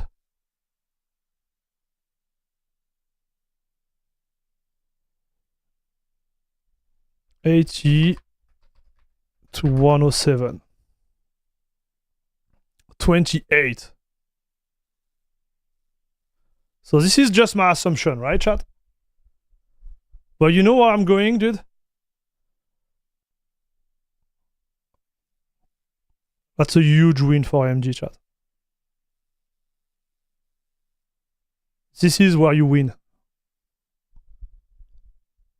Right? This is, in my opinion, where you win with AMD. I'm gonna go one slide further. If I have 135 and 107, yeah, I'm at a level of a 4080 Super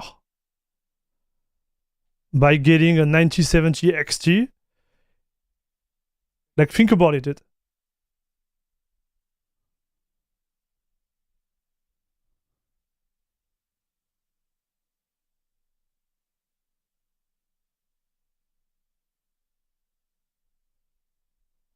Think about it, chat.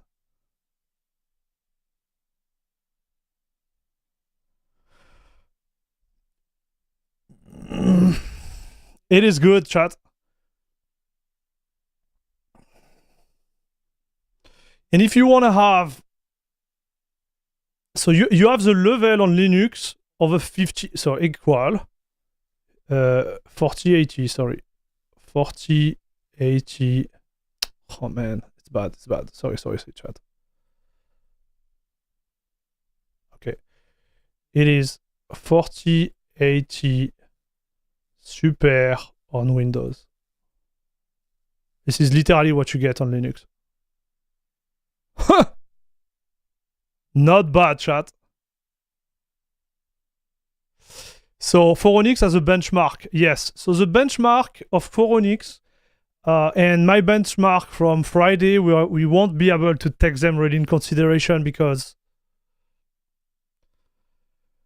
the drivers are not there, right?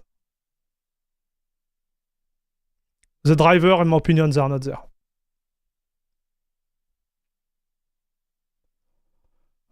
This is what I believe they're gonna be in 6 months, right?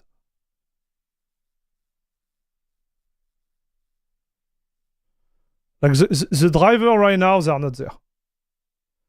They tested on Linux with latest Mesa. Yes, but the drivers, they need time to grow up, right? It's gonna take time for them to build it. So the fact that the card is supported and kind of worked out of the box is good, but then they're gonna have to improve them, right?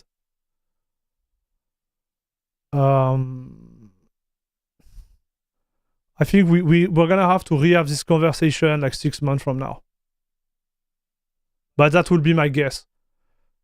My guess will be 6 months from now, this card. That will be my bet. Okay, this is my bet here. Darn. What's happening to me today, chat? This is my bet. 6 months.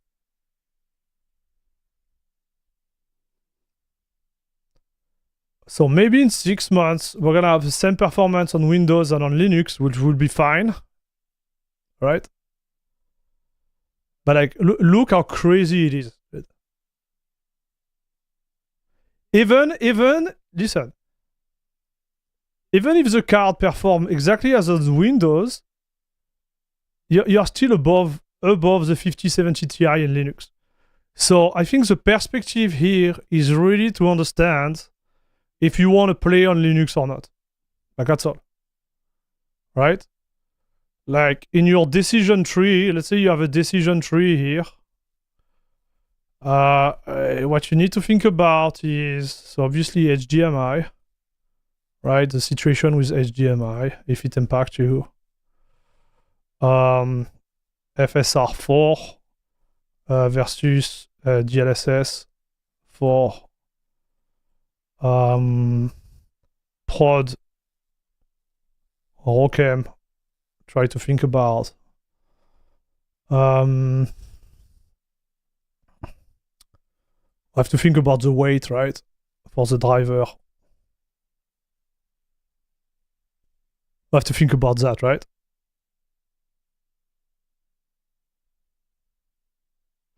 My 7900 XT worked well on Mesa about 10 months after release. Yeah, exactly. This is what I'm saying, Venicilla. It's exactly what I'm saying.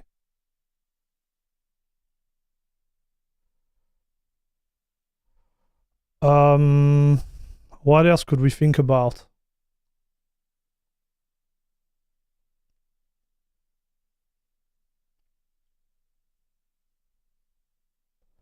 Like CUDA, obviously. Like if you have a need of CUDA.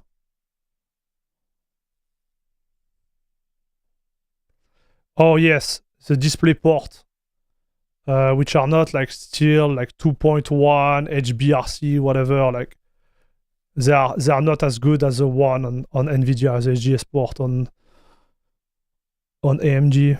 What else could I find about chat? Salut Warp.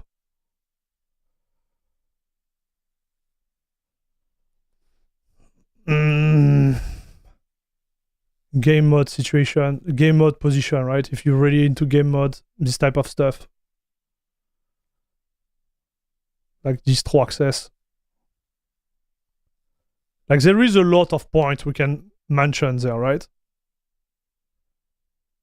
If it's easier if you call me Sunrise, I will try not to forget, okay?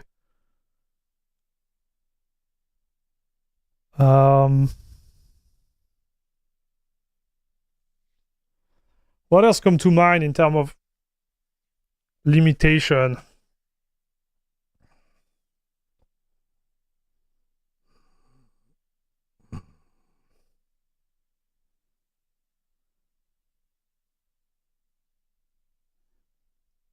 Yeah, that would be that come to mind for me directly.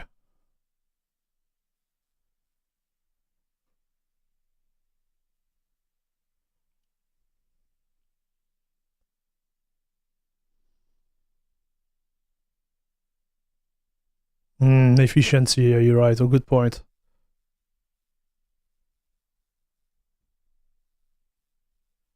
That's a good point, Chad. Oh, man, I'm stupid. Guys, what are you thinking? Ray tracing. Is it a good thing or not, Chad? This one's gonna be a good one. This one is gonna be an important one. You know, I know some users are gonna be like, hey, I want ray tracing.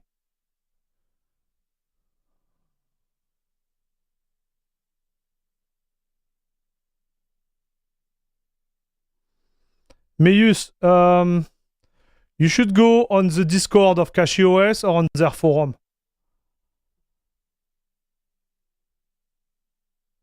Maybe you have some snapshots which are not getting deleted. Maybe you have some cache packages from Pacman you need to delete.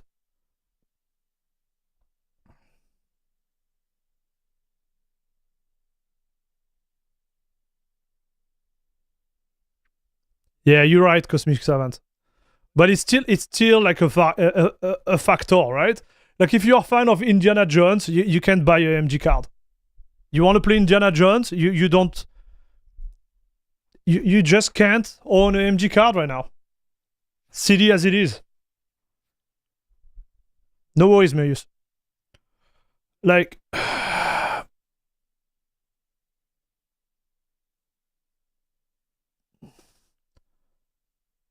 Obviously, price, dude.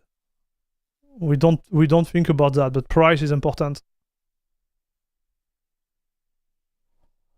We're gonna test more, right? Like tomorrow, hopefully, I'm gonna get my hand on it.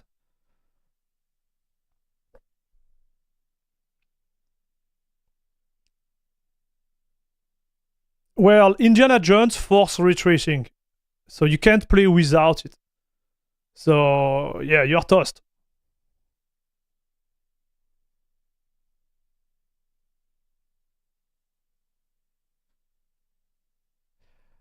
I see. I have a RX 6600 on the PC, and I'm going to try Cache with. The dream is to have the confidence to put it on my main PC with the 7800 XT and 7800 X3D. Hey John, what are you scared about? Are you running Windows or not yet? If you're on Linux, like Cache is not that bad. It's Arch based, but it's way easier than Arch.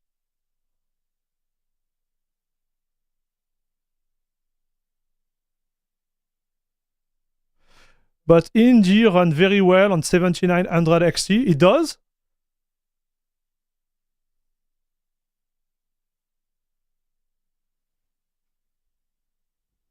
What?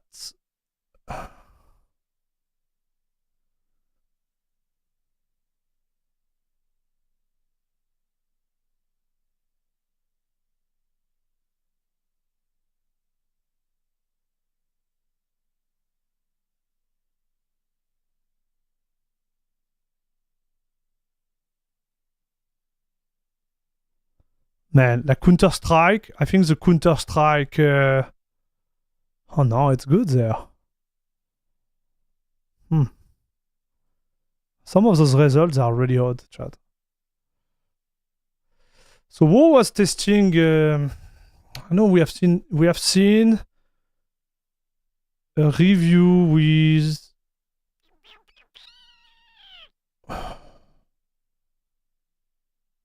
Did we see a review with it?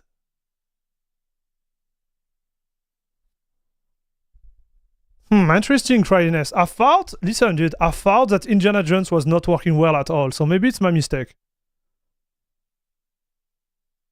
100 plus FPS without upscaling, but no path tracing. Ancient Gameplay tried it.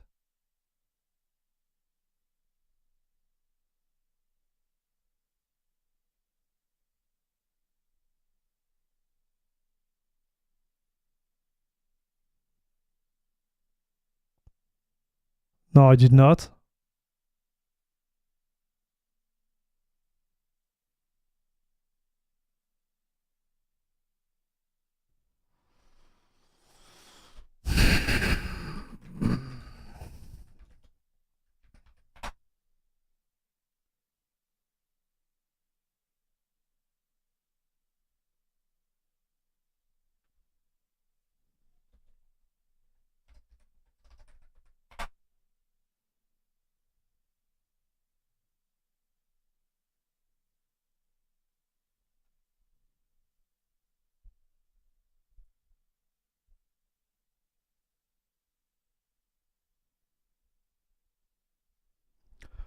So this is a 79 XTX 1440p. Oh no, 4K Supreme. No, 4K. Okay, so the game run. So it works, dude. So why do I thought it was not working well at all, dude? So it's my bad. My mistake, chat. My mistake. I thought it was running really bad because he had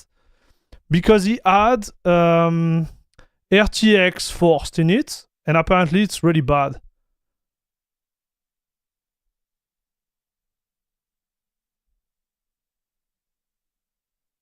Look, it's not bad to me.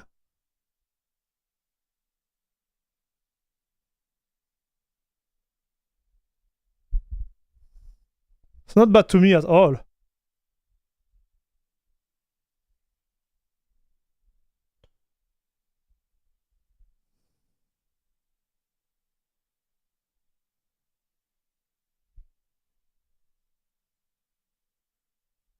Hardware on box had Indiana Jones? No, I couldn't find it. I found like he tried with the RTX and I was like, this is looking really bad. Like there is maybe my memory is destroying me right now, but I thought, or maybe it was GN, no? Or maybe it was GN, chat. Dogma, Resident Evil, Black Myth Wukong, Starfield, Dying Light, Cyberpunk.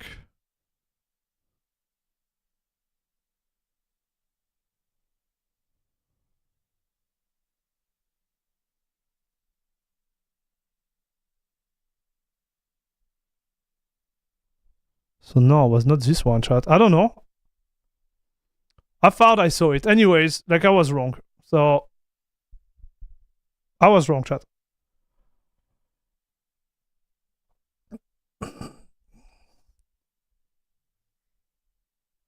So Indiana Jones used the software rasterization from UUE5. Got it. Okay, I didn't know about that.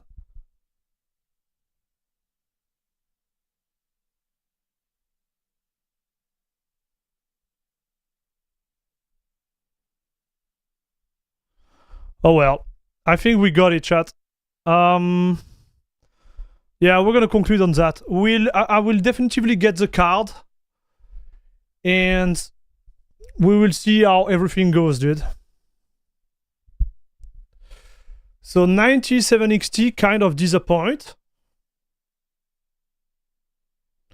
Yeah, maybe Venicilla. Maybe this is why I got confused. How are you, Logvon? So is it a disappointment? I don't know, man. I honestly don't think it's a disappointment.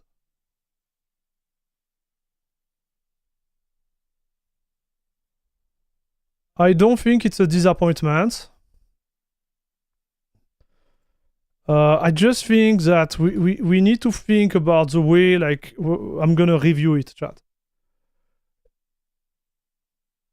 Hardware Unbox has it. Oh, okay, so Hardware Unbox has it. Okay, let me check because I was thinking I was crazy, dude. 18-minute mark. Okay, I'm gonna check it just for science because I don't know why. I had the feeling the FPS they were really bad.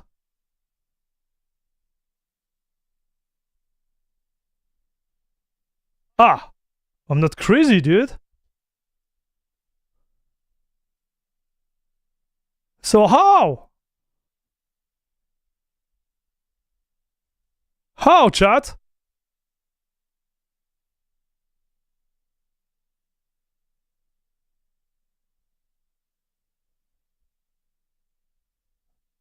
I was like, this is bad. Like, this is what I remember. Okay, so my memory, dude, I'm not crazy.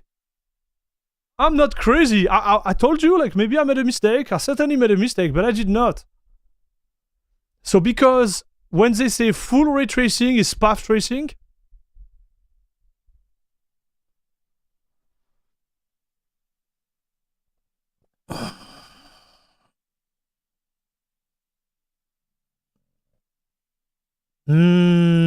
thank you, chat. Nvidia stock is so bad.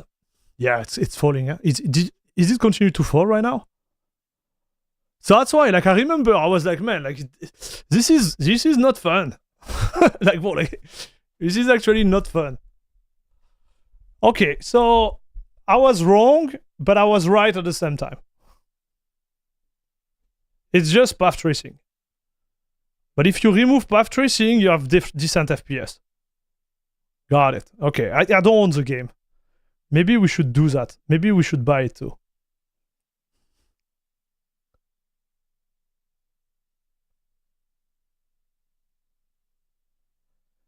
The truth is, like, at $600, you're gonna have to play with the settings, and it's fine. Okay, chat? $600, you play with the settings. Nobody cares, right?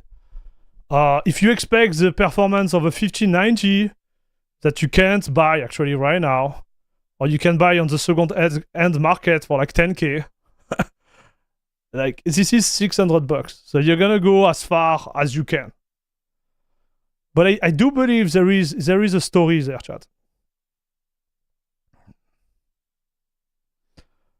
Let's see if Mike's story is confirmed. But FSR4, so, okay, so the question we were trying to answer before starting the stream was like, 1, is it worth to buy 9070 XT right now for Linux? Yes and no. Yes, because I believe in 6 to 8 months, we're gonna have like great driver on Linux. But so far, after watching like Phoronix, drivers are not there. I will confirm that on Friday.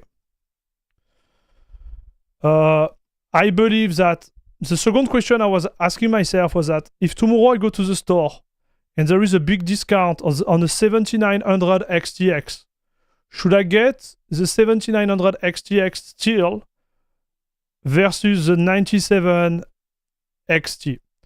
My personal choice is that I will go with the 9070 XT for a simple reason. FSR4. For me, FSR3 is a no-go. I tried it on my 4090. It just doesn't look good. This is just my subjective like approach. You think whatever you think. I'm willing to bet on FSR4 getting ported on Linux. I think it's there. But because the driver sucks right now, we might see like the full extent of it. But to me, even if in raw performance I have less, I don't care because most of my game, I'm going to use an upscaler anyways. So for me, it's really important to have FSR4. Can I get, like, I could take the risk of thinking that FSR4 might be ported to 7900 XTX. But I would, like, me personally, I would not take the risk because if it's not the case, I have a paperweight, right? For my usage. And be like, yeah, I paid full price or maybe a little bit discounted price for a 7900 XTX when there is a new generation, but there is some feature I can't guarantee to have. I will be really frustrated, chat. Let's be honest. If you have a 7900 XTX right now, like you don't need to buy a 9070 XT in my opinion. Just wait for them to push FSR4. But from my perspective right now, not having an AMD card, I think it would be a mistake. Right? Definitively get the last tech, yes. The more you're wrong, the more you're right. Thank you, Groovy Train. I appreciate it. My 6800 in Linux, 1414p for me is enough. Oh yeah. Agree. Like me, I'm just getting it to do some benchmark, guys. There is certainly like some, you know, great older cards that won't need any upgrade. Let's be clear.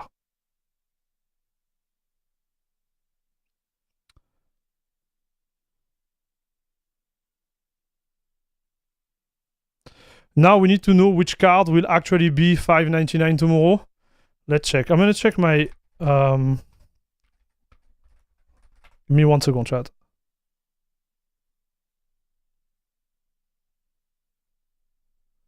See if they put the card. No, they are still not on the website. Tomorrow is gonna be the surprise for me, dude, to see how much they cost. But I think the one I'm looking for is gonna be 800, like 750, 800 US dollar. Because I'm gonna take the biggest one. Like that, I won't have to overclock it, and I can downclock it to compare it, right? That will be the direction I'm gonna take.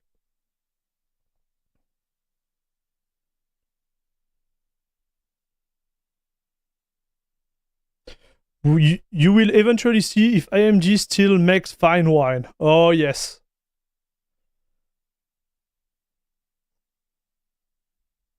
The Nitro are great. I know everybody is gonna say that to me, but I'm gonna try to find the ones they have, right? The issue with the Nitro is like they have only like 2 GP, and I need 3 for my free screen there. And then maybe like if it works, I'm gonna do AMD challenge that, like swap for 1 month to AMD, do something like that after. XFX Mercury has the best stamp. Yes. Like this one, I'm pretty sure they're gonna have it at the store. So yeah. Guys, that's it. That's all for today, boys and girls. We did a good job, I think, today. We learned a lot. We will see. Tomorrow, I'm gonna send you a message on Discord with a picture of the card I got, if I got one. Because they say they had like stock, but we never know. Like people might be crazy about this card. Are you gonna get it to Micro Center?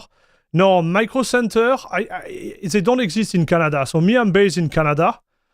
And in Canada, we have Memory Express and Canada Computer. I'm gonna target a Canada Computer tomorrow. The one I've been like on Saturday trying to negotiate if I could get the card in advance. But it didn't work out, but I tried. So we'll see, chat. I would get one before they are 1,200 Donald chilling money in Canada. Yeah, no comment. I won't make politic comments, guys.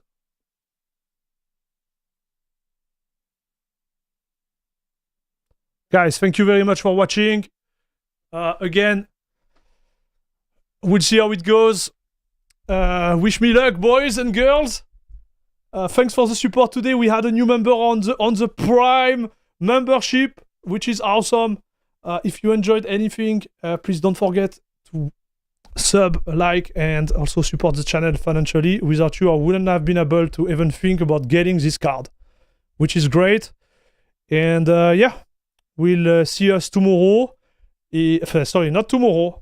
Friday, and I might be wearing a red cap. The AMD red cap. Guys, thank you very much for watching. Tomorrow, we're gonna have a great video, guys. DLSS swapper, full tutorial explanation on the channel. Don't forget to give a like, comment, and whatever on the video. It always helps. Thanks a lot, guys. And see you in the next one with a not a 4090, a 9070 XT. Yeah.